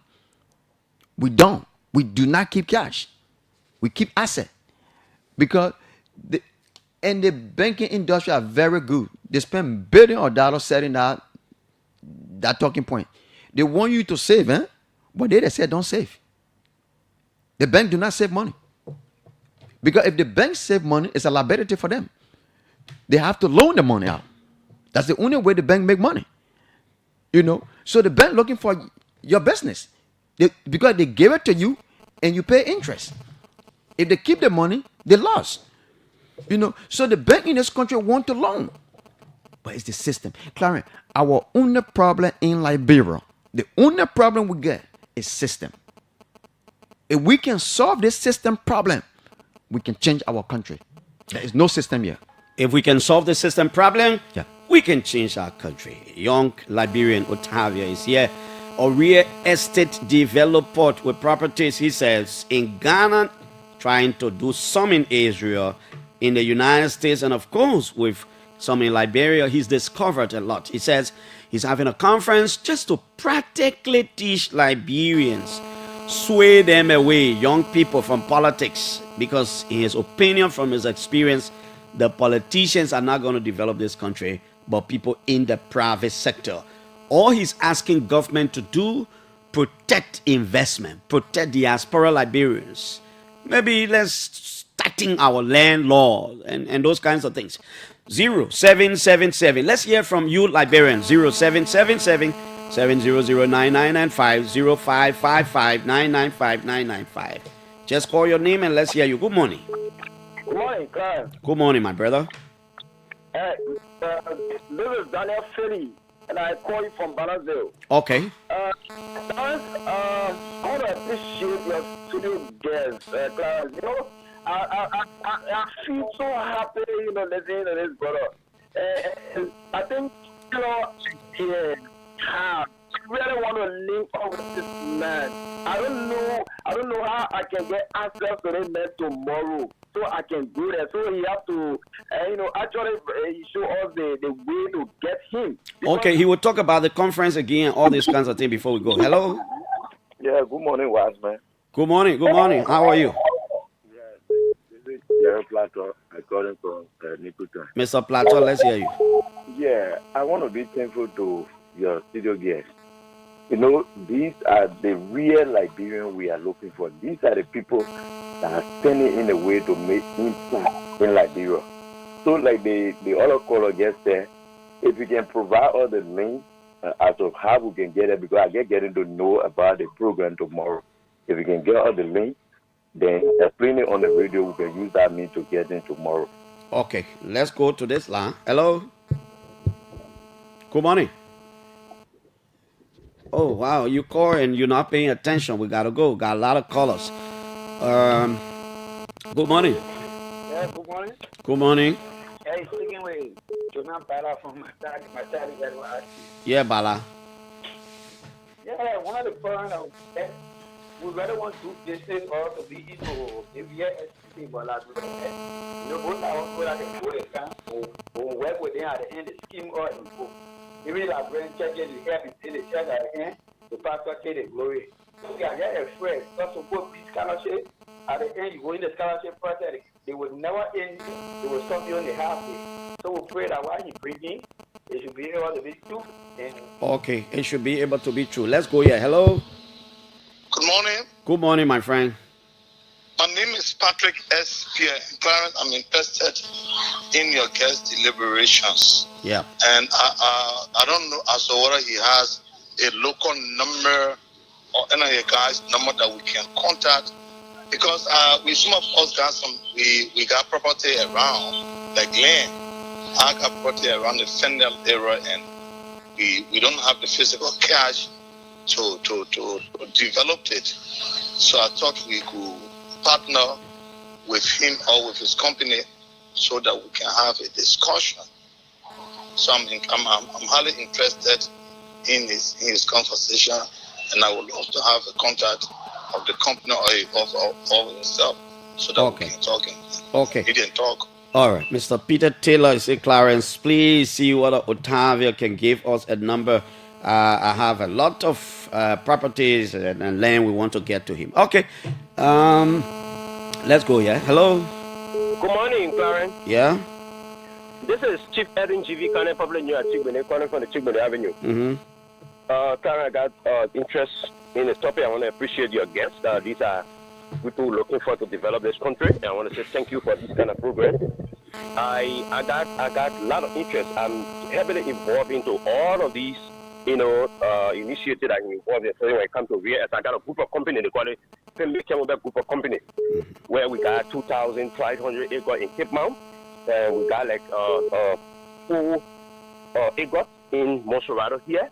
We want to develop it, we want to work along. I'm involved in farming, so these are things that we want to work with him. We want to get his contact to see how best. I will be opening a farm on the 30th of August, which is my birthday, in Cape Mount, so I will not be able to go to the conference because I'll be leaving for Cape Mount today. But we need a contact so that we can discuss these things, and be able to develop these. Thank you. Let me take one more, then we'll go back to OT. Hello? Good morning, Piso. Good morning. This is Onita Roberts. Yeah, at least one woman has called, Yeah. Okay, I've been listening to the program, and we are happy to hear people like Otavas coming home. So it's a breath of fresh air, and I want to give him an idea. We need safe home for our women. You mean safe home? Okay, safe home for people affected by rape, domestic violence, blah, blah, blah. Okay. Yes, sir. That is the idea that I called to give him today. I'm at the Ministry of Justice. He can reach me. We can discuss how we can establish these safe homes in the 15 counties. Thank you very much. Okay. Yes, I have your contact. By your pleasure, I can give it to him if you like. Yes, sir. Please Okay. do. Okay. Yeah. So she's talking about safe home. The government through the Ministry of Gender and Social Protection, sometimes they establish these safe homes when girls are raped and in domestic violence, they keep them there for safekeeping, and she's talking. Okay, let's go back to OT. We're not taking any more calls because I elect the lines are just booming. Everybody want to call. Yes, OT, you heard your brothers and your sister. They're happy. Yes, and what she said, I just did a 9-bedroom in Detroit, and Imaya Yato is working on that, helping me to put the same thing. And the girls that in the street in Michigan, that the government and the same thing, and he helping me right now to lead. I'm doing room by room, about $2,500 a room. It's already furnished, and so that's just, and I think we can have, you know, a conversation. I can look at my schedule and see if I can have, you know, but that makes sense, you know, that makes sense. But I just don't want it to be government funding. I want it to be private. So for those who out there want to reach or get to the conference start at 10 o'clock at the Ministerial Complex. If you from 10 to 6, and we don't worry, you will not be hungry. You can count on that. The number to call is 077-4908-990. Again, is 077-4908-990. Come with your idea, with your vision. If you can read, that you are targeting. If you can write, that you are targeting. Do not be afraid that, look, I don't have clean clothes, my clothes dirty. Come. I'm more interested in your idea than your looks. And more important, the private sector in this country. We are the only group of people will develop this country. We are the only group of people that will create jobs. You can Google it. Government do not create jobs. Your senator will not create jobs. Your representative will not create jobs. What you can do is we can force them to create an avenue to make it easy for us. I'm waiting, like Clarence. I'll be in Bone County on the 29th. Okay. We're gonna look at Atlanta again. I want to be the largest producer of pepper in 5 years. The largest producer of pepper in Liberia. In Liberia, in 5 years. I want it to be a competition. So I want Clarence to get mad. Don't say that man talking stupid. Get mad too and say, oh, I want to be the largest producer of pepper in Sando. Let us stop the criticism, the envy, the jealousy. If I tell you, say I want to be the largest producer of pepper in 5 years, I want you to get mad too and say, you know what? If Gamon can say you want to be the largest producer of pepper, you know what? I want to be the largest producer of something else. And let Liberian begin, let all act like different people, like Ghanaians, Nigerians. If we're going to envy each other, it should be in the interest of our country. Not to kill each other, look down on each other, or just gossip or talk. I mean, so that's what we do best. But that's why I'm encouraging all Liberians around the country and around the world. You let invest. And one thing I will tell you, this government did something that makes some of us to look at our country different and begin to come. Clarence, I'm not a politician. I'm not affiliated to no political party. But the sense of maturity, that atmosphere, that you can bring your money, nobody harassing you, nobody, and it's a calm environment. And like I said, I've been investing quietly. I own a lot of unfinished houses in this country, and I just sitting on it.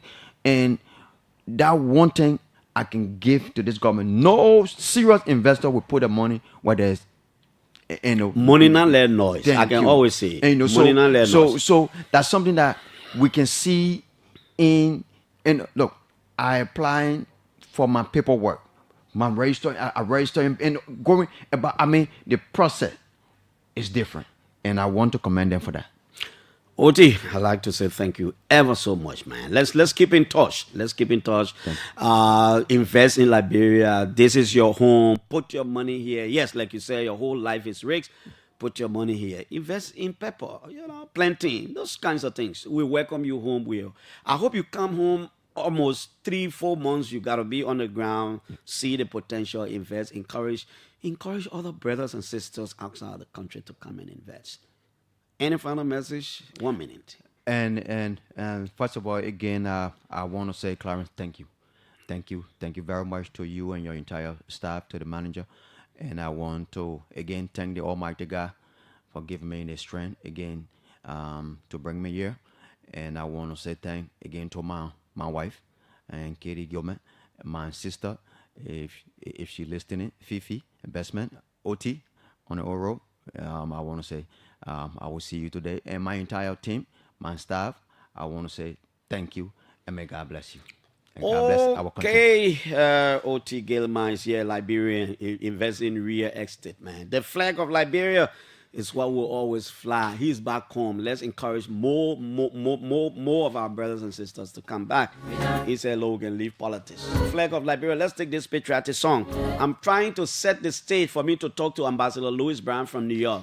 You know, it should be somewhere around 5 a.m. over there, but he will talk to us. It's flying all the time, showing allegiance, showing loyalty to this nation, Liberia.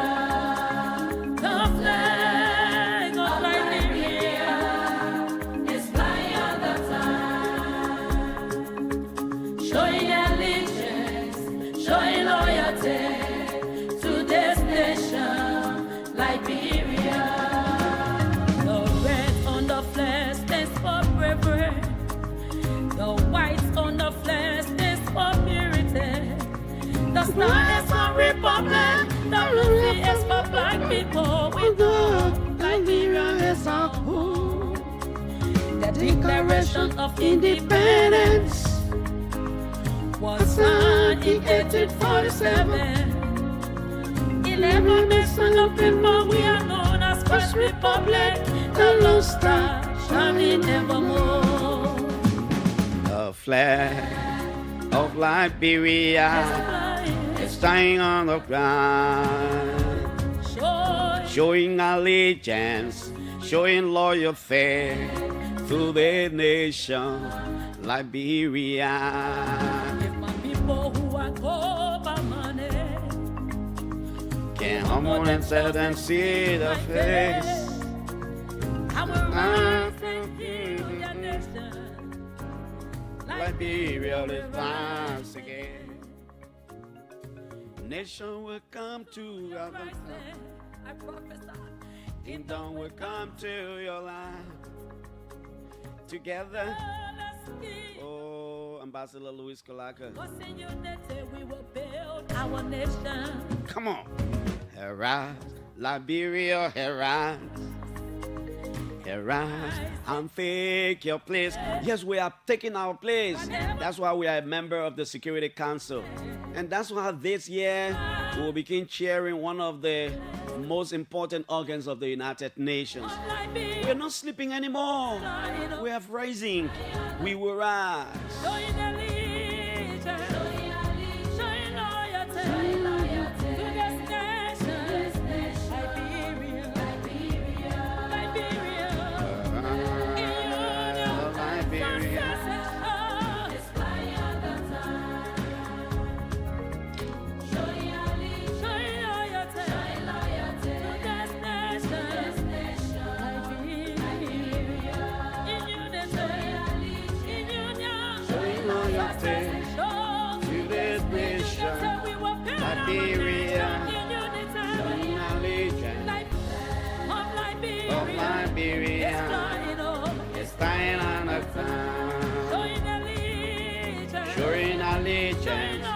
Showing loyalty to this nation, Liberia, a flag of Liberia, it's flying on the ground,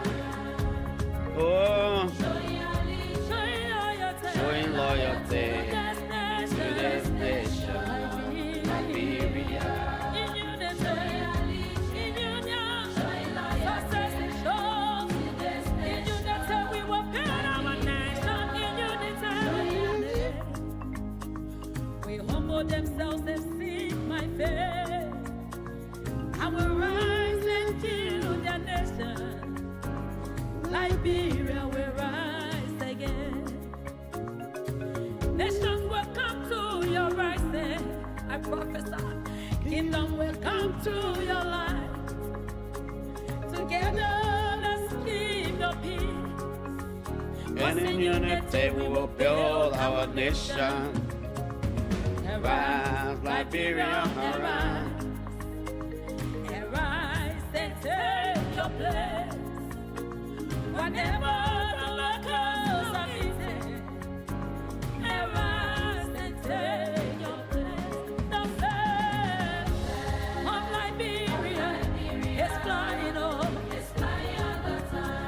Showing allegiance, showing loyalty to this nation.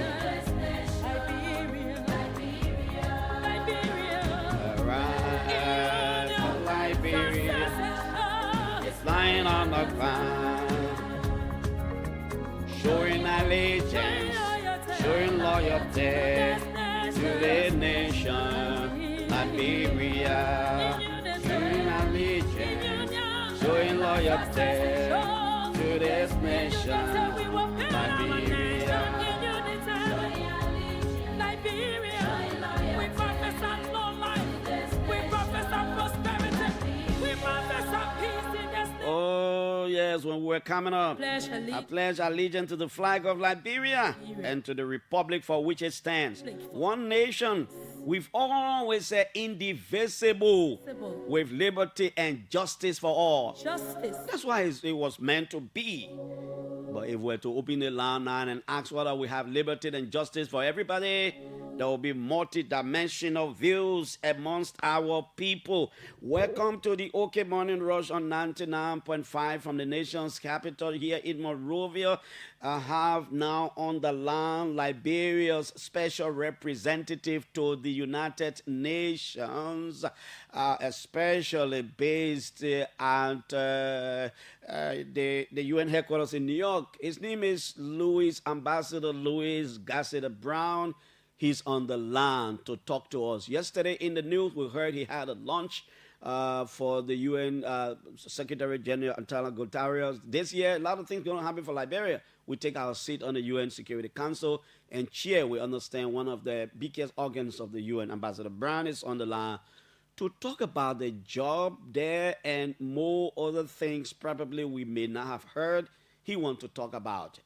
Mr. Ambassador, we'd like to say good morning. I know it's supposed to be a few minutes after 5 a.m. You're still in bed, but you're doing this for country and people. Good morning to you. Good morning, Clarence. Good morning to Monrovia and everywhere to Liberians who are listening. Thank you for having me. How are you this morning? At some point, if people do not listen carefully, they would think it is Dr. Larry Brople speaking. The both of you have some similarities in your pronunciations and sometimes, your articulations and the way you talk sometimes when you want to be soft. Have you noticed that? Has somebody told you that before? No, but I feel it is complimentary because I know Komna. He is a dear friend and brother of mine.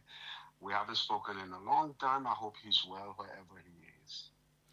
Ambassador Brown, thank you so much. How is our mission in New York? You sit in a big seat. How is everything going?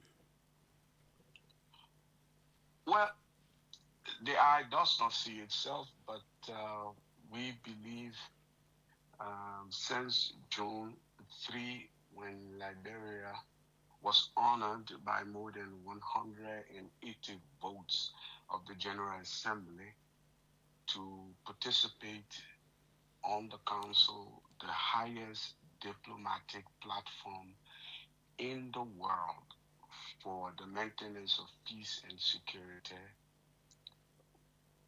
The one mission approach adopted by the government, for which we have been able to build synergy for our representation both at the General Assembly and at the Security Council.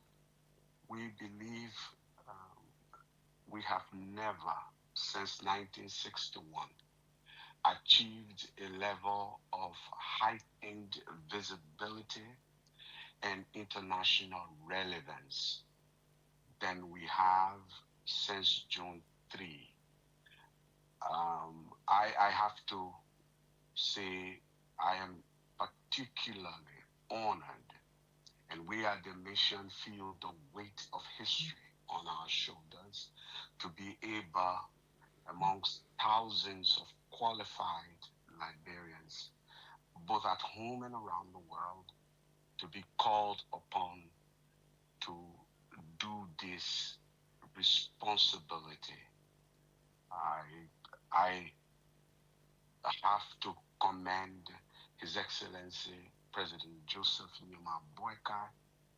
He has engaged not just with me, but with the Minister of Foreign Affairs and the mission, ensuring that our representation is nothing short of the best. Our presentations here representing our country receive not just his blessing, but his qualified import. And I cannot but ask the people of our country to thank the President and to feel proud that out of 193 member states of the United Nations, Liberia is one of only 15, which includes 5 permanent representatives. You're talking about developed countries, the most powerful nations on the earth. Liberia sits around the same table with essentially the same quality of respect in determining what happens to conflicts around the world. We who were once an agenda item of the Council are today trying to shape not just the agenda of the Council, but how the Council responds to all of its agenda items. This is a privilege. This is an opportunity for our country we have not had since nearly 65 years.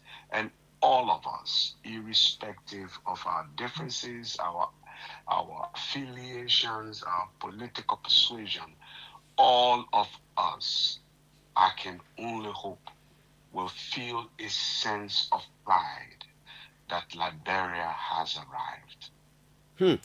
Ambassador Brown, thank you so much for laying the basis for our discussion. Now, you there in New York, you go to these different meetings, you make representation on our behalf. Yes, the president is the chief foreign policy architect of the country. The Minister of Foreign Affairs drafts the agenda in consultation with the president. You are over there.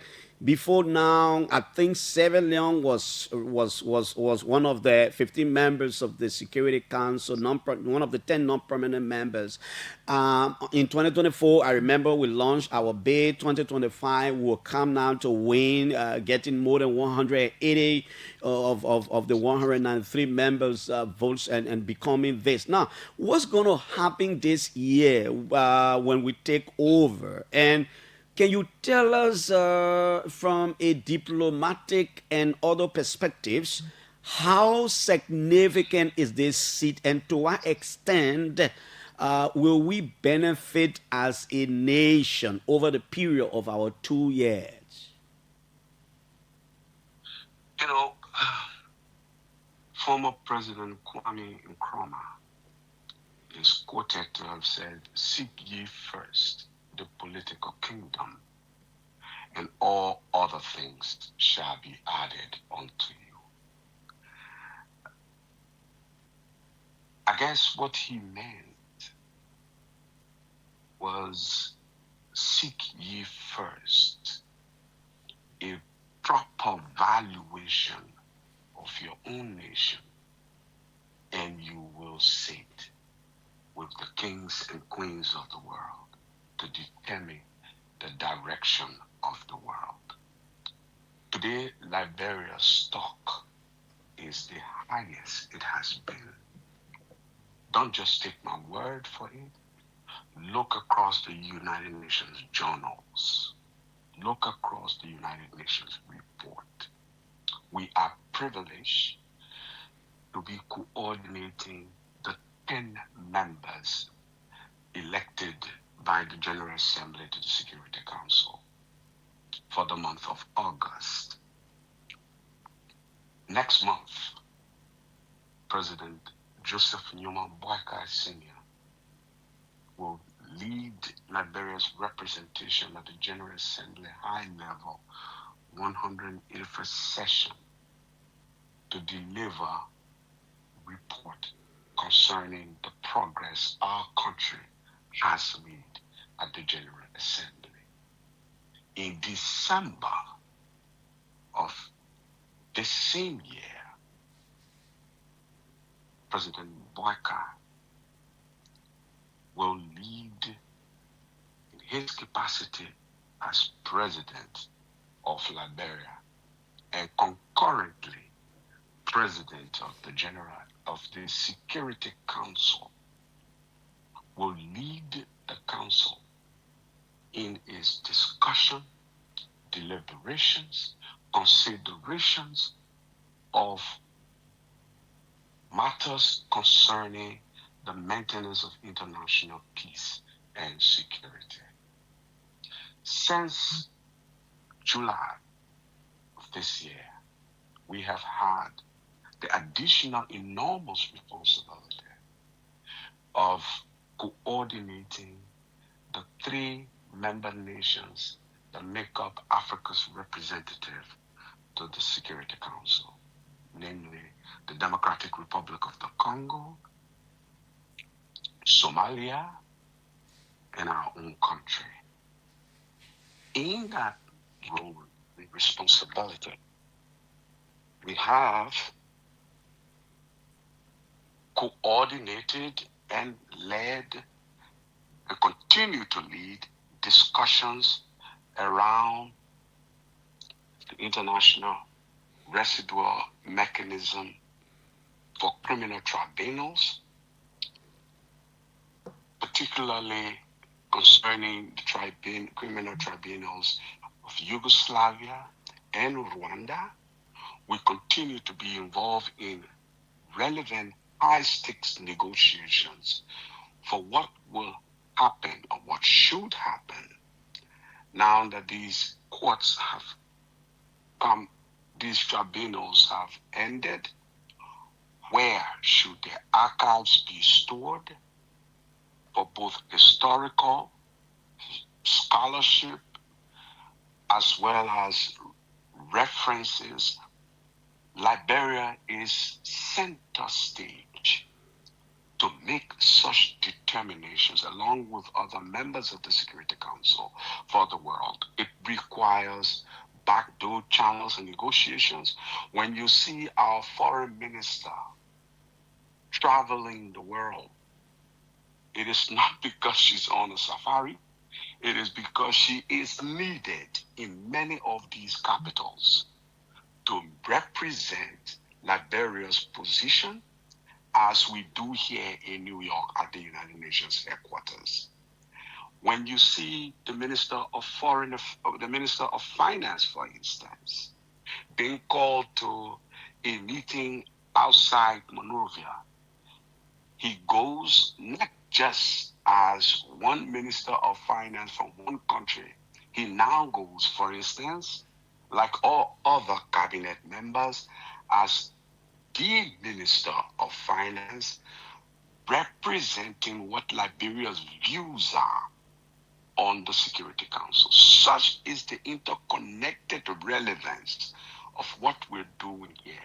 And this similarly applies to all of our ambassadors, those across Europe, our ambassador here in Washington, D.C., ambassadors across ECOWAS states, our ambassadors, whether it be in Egypt, the Gulf countries, they are all at this moment, we are all interconnected, representing our countries proudly with one voice, one firm, clear articulation of policy handed down to us by the president through the Minister of Foreign Affairs.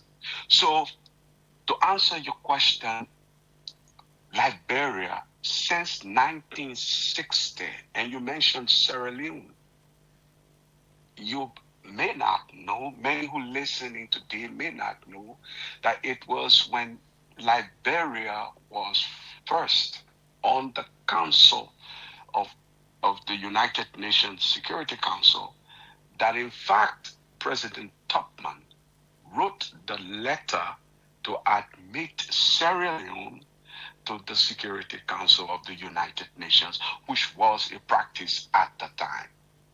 Liberians should be proud. We have come a very long way.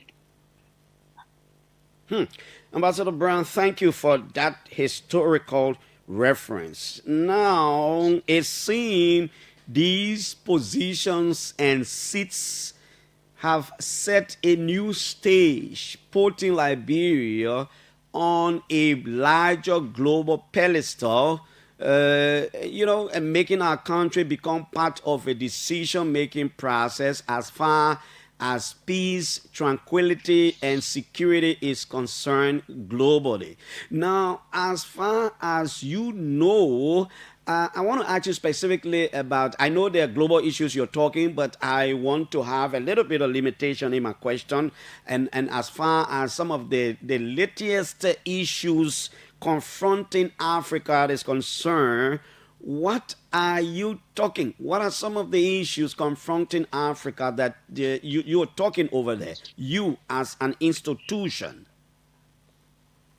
So we're concerned about, you may have heard about the recent attack on peacekeepers in South Sudan, peacekeepers contributing to UNMISS, United Nations mission in South Sudan, just like we had our own mission in Liberia during our crisis.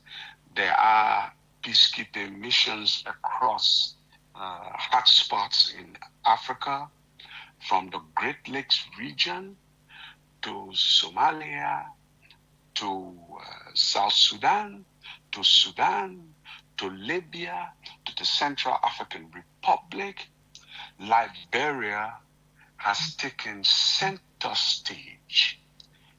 We have the benefit of experience, lived experience of not just having fought a war with ourselves, not just having a regional conflagration as a consequence of our own implosion. What we have also had is to have the experience of being an agenda item of the Security Council. Today, however, we are regarded as a UN success story, thanks to the resilience, the dedication, the commitment of the people of Liberia to their own peace. We are heralded not just across the UN headquarters, but around the world as the best reference point for conflict resolution, for peace building, and for maintaining and sustaining our peace by deepening our rule of law, by deepening our sense of inclusiveness in governance, by deepening our democracy. We may disagree on a number of things, but on one thing there is certain, at least in my mind, agreement by all Liberians. We will disagree, we will speak strongly, clearly, including to our government, but we will never reach a point again in our region or in our country where we will need to take up arms to address grievances and seek redress to challenges confronting our people. So this is the quality of experience that the rest of the world, especially council members, look up to Liberia for us to amplify as we discuss, for instance, the situation in Eastern DRC, the situation in Libya, the situation in South Sudan, the situation in Sudan, which has been going on for more than 4 years. In the DRC, is for more than 30 years. So when these files come up,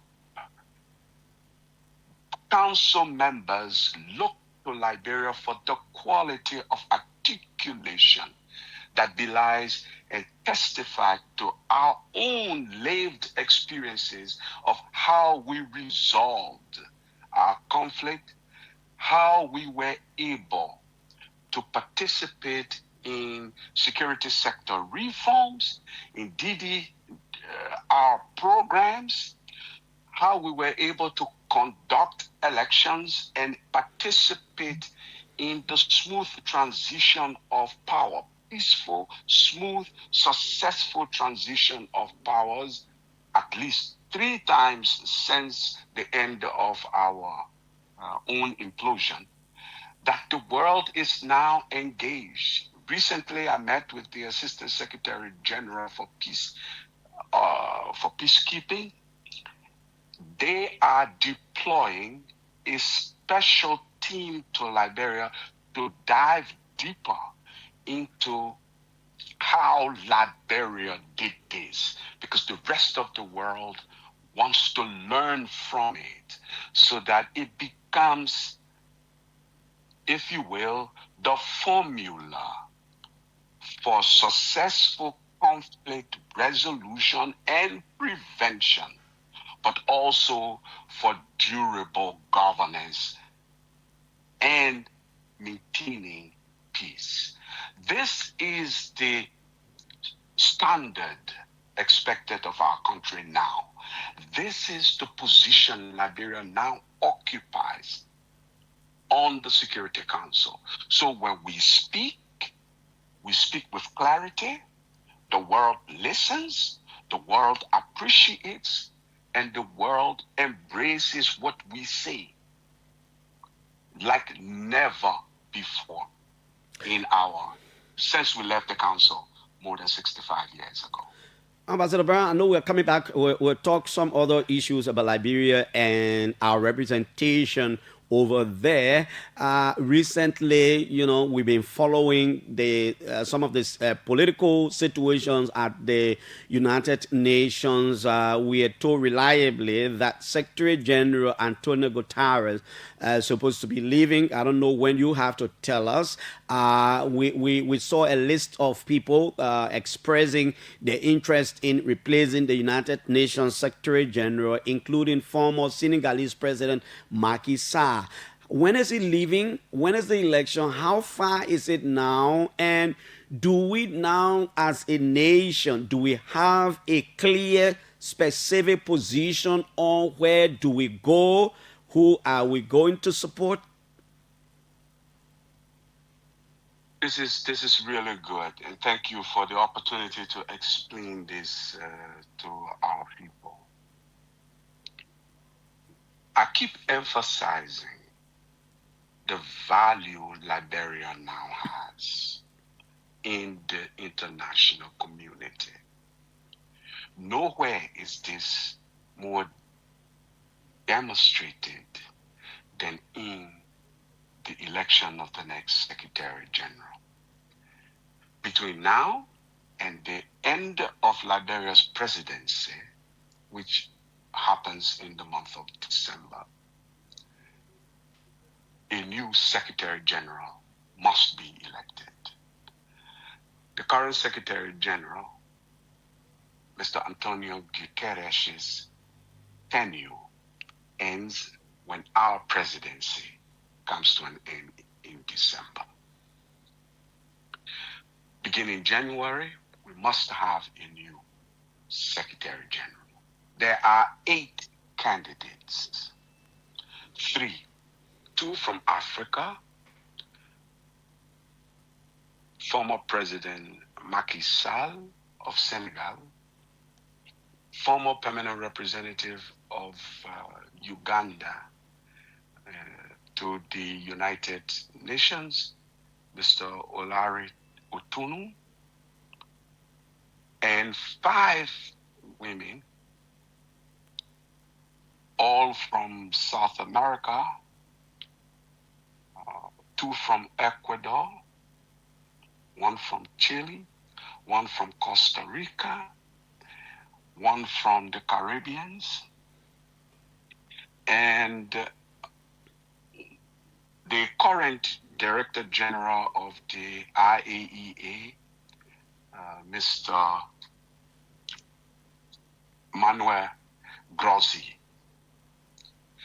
The 8 candidates, such is Liberia's value to the candidates, to the Security Council, which must select the best candidate whose name will be then submitted. This is how the process works. The Security Council first selects, and that selected person is then presented to the General Assembly for his or her election. So far, of the 8 candidates, 6 have visited Monrovia, have met with the Minister of Foreign Affairs. Minister Brown, what meaning Minister Brown, Ambassador Brown, before you go ahead, I wanted to get something clear over there. You say it is the prerogative of the General Assembly, meaning the 15 members General Assembly, to select a candidate. Just explain right over there. What were you talking about? So the way the process works by the charter, the Security Council selects and the General Assembly then elects. Okay. So this process is currently at the level of the Security Council. Liberia sits as one of only 15 countries on the Security Council. So it is one of our responsibilities to select the next Secretary General. How many presidents do you select the Security Council? We will have a duty to select 1. Okay. Of the 8. Whose name will then be submitted to the General Assembly for their election. We will participate in that as well. But only 15 of us can currently participate at this stage in the Security Council. And Liberia is 1. This is why 6 out of the 8 candidates have all already visited our capital. Really? I've met, yes. But what this is a quiet campaign to showcase themselves, because Liberia's vote is just as powerful as any other council member's vote. If they want Liberia's vote, each wants Liberia's vote in the Security Council. And so that vote gets instructed to us by the President through the Minister of Foreign Affairs.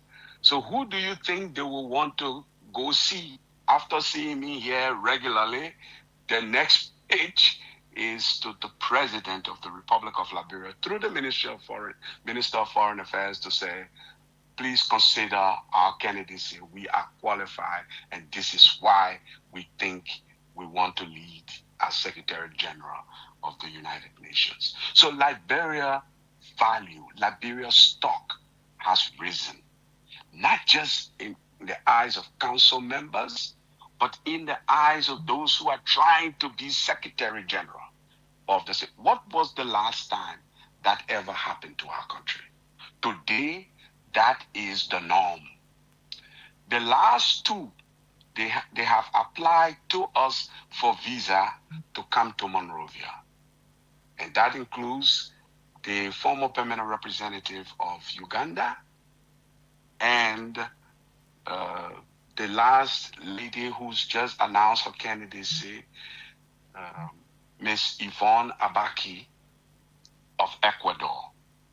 So these people are coming to Liberia anytime soon, as soon as we are able to conclude the processing of their visa as their campaign, as part of their campaign to be elected Secretary General. Now, Ambassador So Brown. those who say, what does this mean for Liberia to be on the Security Council?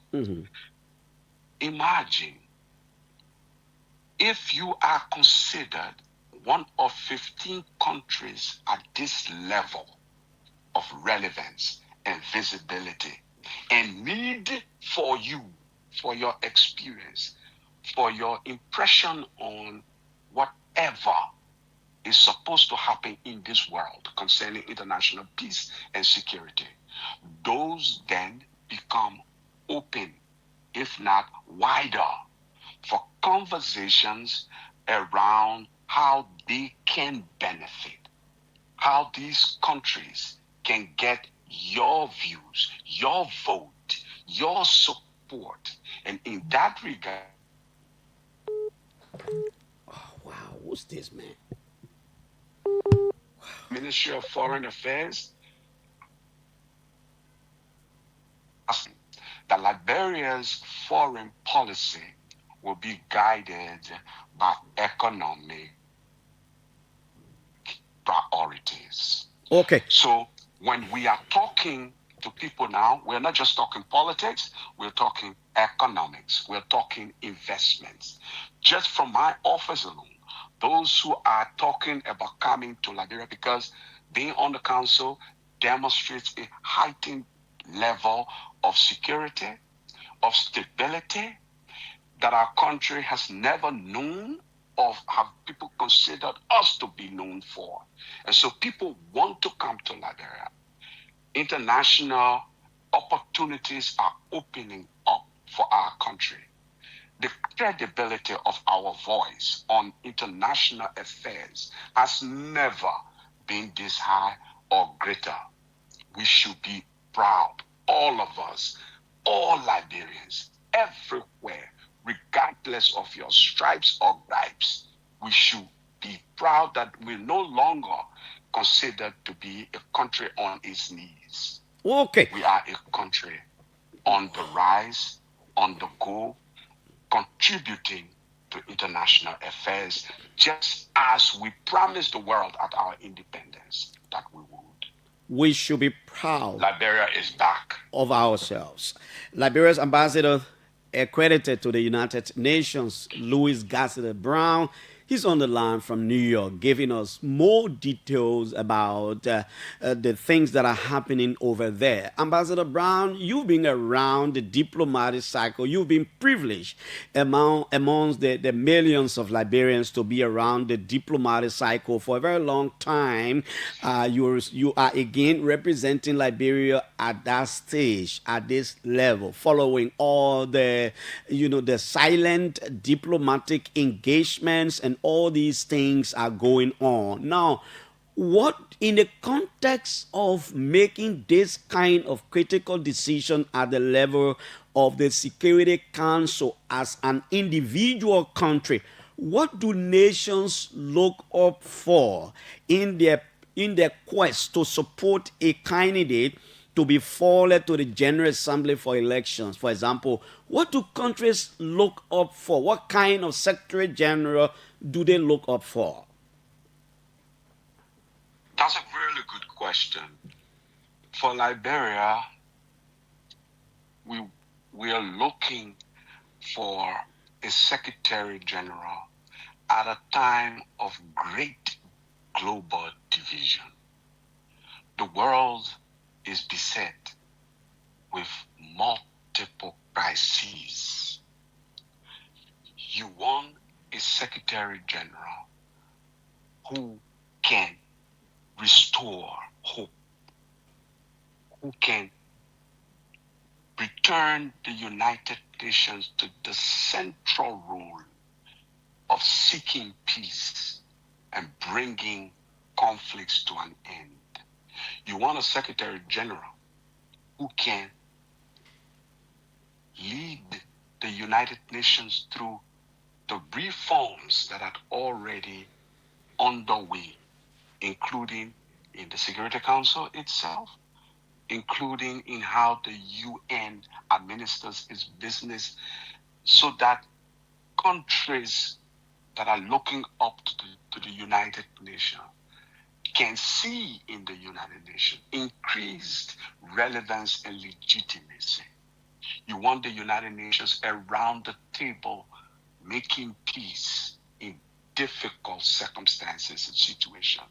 You want the United Nations to be present, not absent from peace table. You want the United Nations inspiring what the world can be and where it can be headed, so that all can know justice, human dignity, and development. There are three pillars of the United Nations. One is development, one is human rights, and the other is peacekeeping. Because as you know, the charter begins with a promise that the UN is being created, and we were there in 1945 in San Francisco to save man from the scourge of war. This is the first duty. But as we look around the world, too many places from across the Middle East to Africa, our own continent, too many places remain mired in conflict. The flames are raging. There are challenges that no single country can resolve alone, challenges to conflict and its tangential consequences on lives and livelihoods. So you want the next Secretary General, who's the face of the UN, to take over from Secretary General Guterres in a way that they are ready to lead the reforms, the restoration of the UN, so that the UN is 80 years old. We're walking now into our 81st session of the UN. So that when people look at the United Nations, they see hope in a better future of justice, of equality for all men and women everywhere. There is a sense, a growing sense across the membership that this could be the time for a woman. Since 80 years, the UN has never had a woman Secretary General. And so there is a growing sense across the UN that this could be the best opportunity for a woman Secretary General.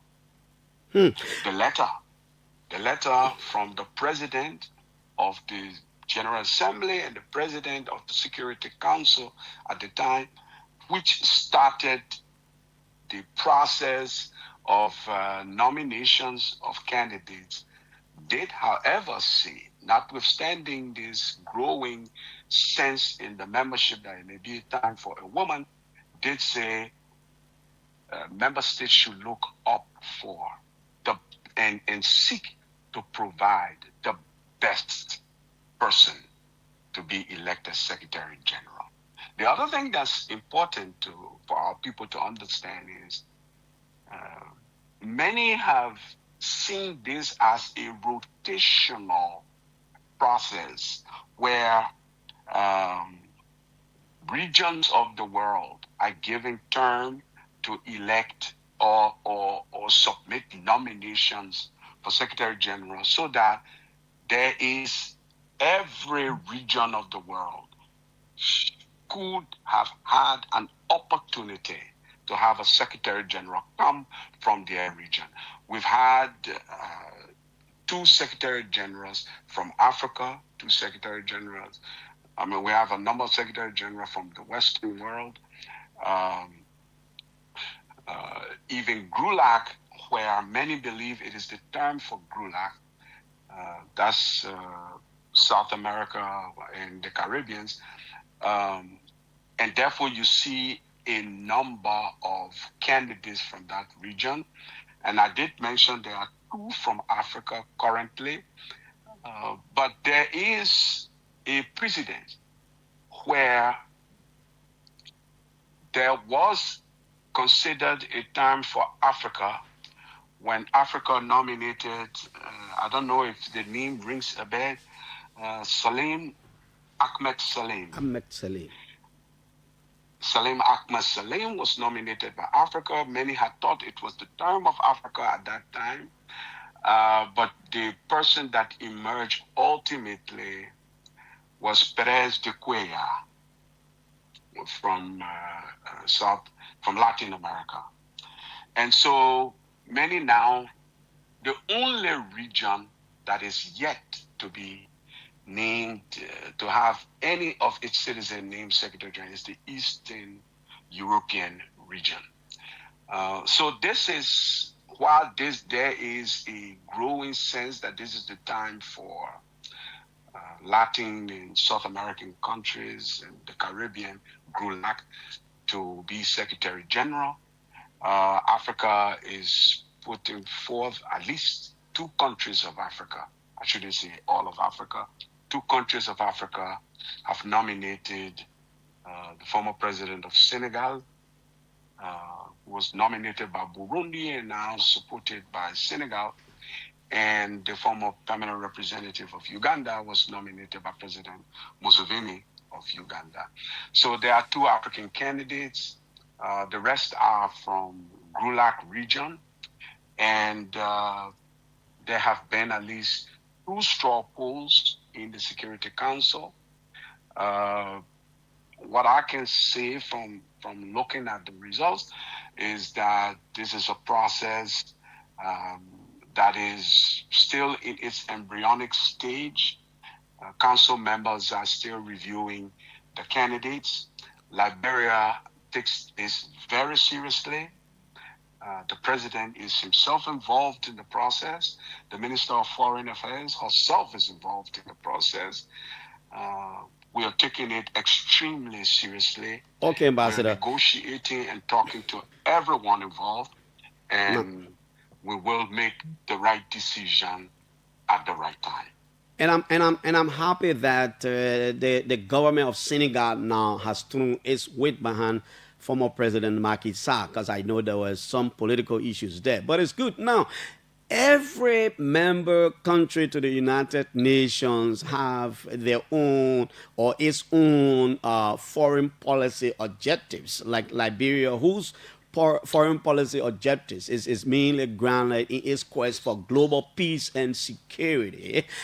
What do you say? And I know there are 5 permanent members and 10 non-permanent members comprising 15 members of the United Nations Security Council.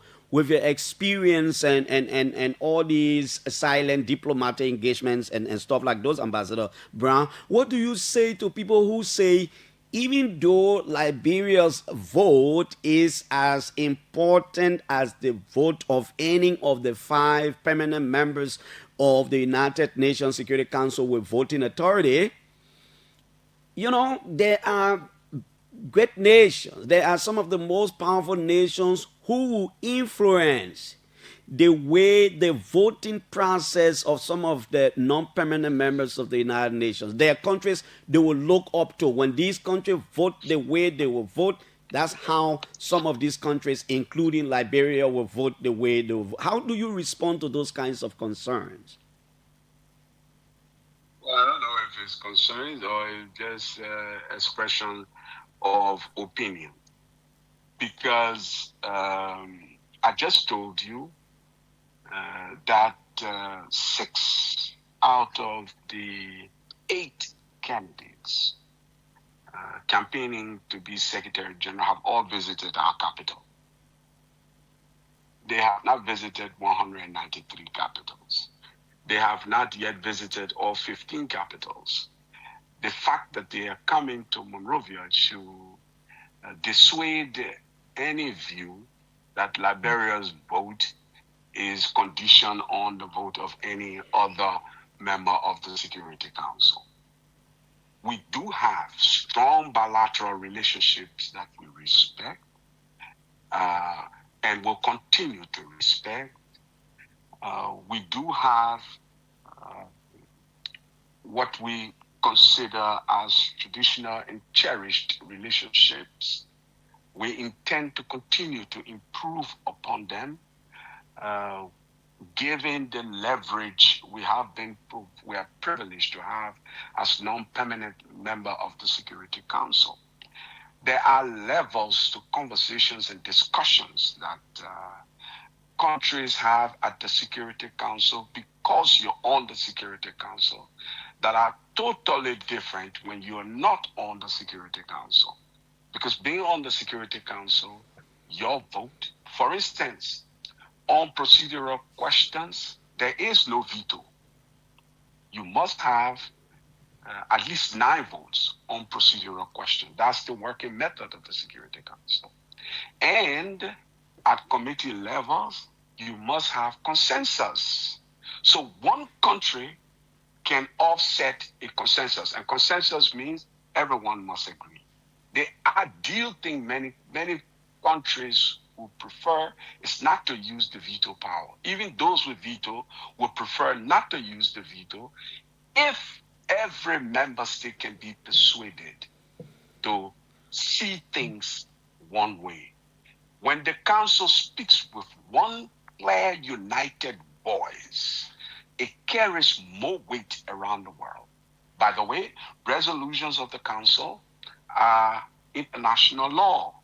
So to get the council to speak with such clarity and unity is often more preferred than the exercise of veto. And in that regard, the value of each member, non-permanent and permanent, are so important that it is not, oh, we're waiting for how this other country votes, then we vote.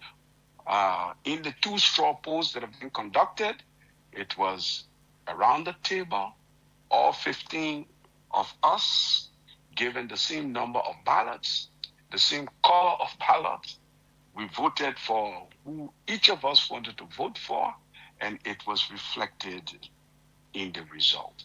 So no, yes, the truth is permanent members hold a big sway because they are permanent members. But as this process has unfolded, it has become a process opened and transparent enough for all non-permanent members' participation. Okay, Ambassador. Finally, man. Finally. Look, we are comfortably seated on the global stage. It's no small feat, to get elected amongst 193 nations of the world. By the way, winning majority of that vote. Louis Brown is seated in New York and rubbing shoulders with the kings and the queens because of Liberia's current role and the stage.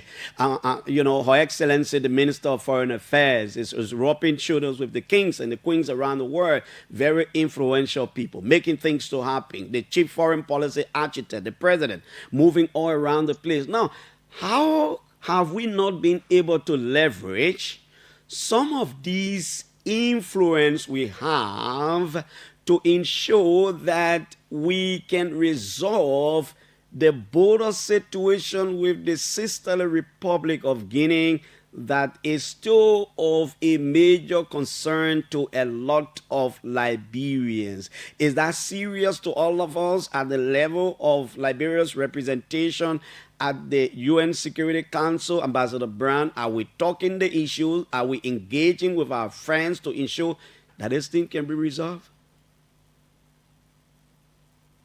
Well, I think my response to that will be that thanks to the experience of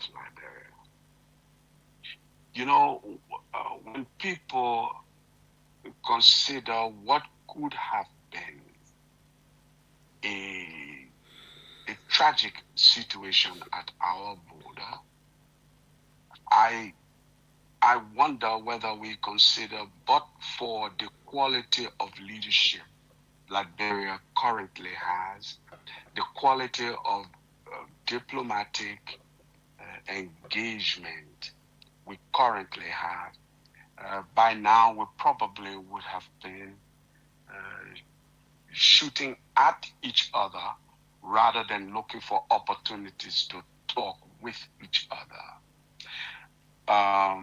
And so I know that the president himself led a delegation out there to try to resolve. The president is coincidentally from that region, from that county, Lofa. I know he is seized of this matter. The UN tries to work through regional bodies. And so I believe, given our own relevance and standing and stature, by the way, on the Security Council, we represent Guinea. This is not by choice that we make. It is because we represent West Africa and Africa. So all of the countries of West Africa and Africa, we represent. So Liberia is like the big brother in this matter. I have no doubt the president will continue to exert that big brotherly leverage on resolving the situation. But I was also saying to you that at the United Nations, efforts first try to be made to resolve conflict regionally. So at the level of the Mano River Union, I'm sure the president is engaging. Then that matter gets to be taken to the level of ECOWAS, where pressure is brought to bear on the parties. And then it is my understanding that if it cannot be resolved, Liberia then has the remedy of the African Union. But in our capacity as representative, including of Guinea, we have engaged with our colleagues here, but our colleagues simply, like us, represent the position of his country, like I do mine, and we look to our president as we should, who is, like you rightly described, the chief architect of foreign policy, who is handling this matter. I should say all of us should become masterfully. Liberia is no longer a trigger-happy country where we impulsively react or we go try to fight our way through a situation that we can resolve. This is also one of the testament of why we're respected on the council, how we respond to potentially difficult and dangerous situations. So you say we're seated comfortably here in New York. I can tell you it's anything but comfortable, but we're privileged to be so supported by our Ministry of Foreign Affairs, led by the minister herself. All of the deputy ministers there give us the support we have always needed. I don't want to mention names if I leave anyone out. And the team in New York, it is not my credit per se. It is a whole of team, all of mission approach that should be credited. Because if the experts don't do their work, if the committee chairs at the General Assembly don't do their work, if the political coordinator of the Security Council don't do his work, or any of our coordinators, legal, thematic, we've been privileged to have some of the best Liberians recruited by our ministry and sent to us to work with us. And they are doing, all of them should be proud. They are doing a yeoman job. And I want to take this opportunity, the first I've had since we became members of the council, to speak to the press, to thank the Liberian people for their patience, for their prayers, for their support, to thank the president, the Minister of Foreign Affairs, the Ministry of Foreign Affairs, for their support, to thank the Ministry of Finance. It's easy to say we're getting all of the support, but I know it is based on competing interests and priorities that we are being prioritized and supported. So I just want to thank all of them and thank my team here in New York, all of them.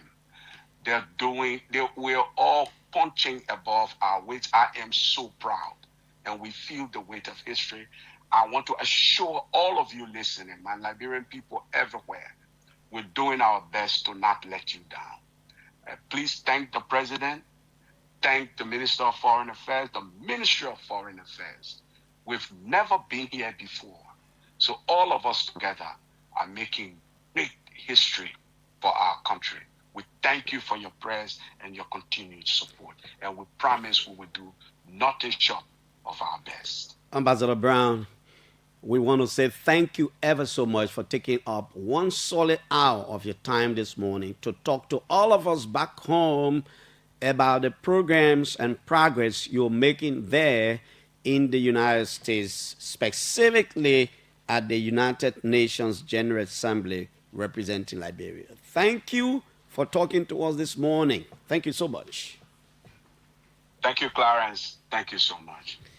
Liberia's permanent representative to the United Nations, Louis Gaston Brown, he was on the line there for New York, talking all about the workings of the permanent mission over there, and coming in December, new elections, January, new UN Secretary General is going to be inducted into office. 8 candidates, 6 have visited Liberia on a low key, very diplomatically, engaging our government. Thanks to all of you. We are taking our usual weekend break. We'll be back here on Monday.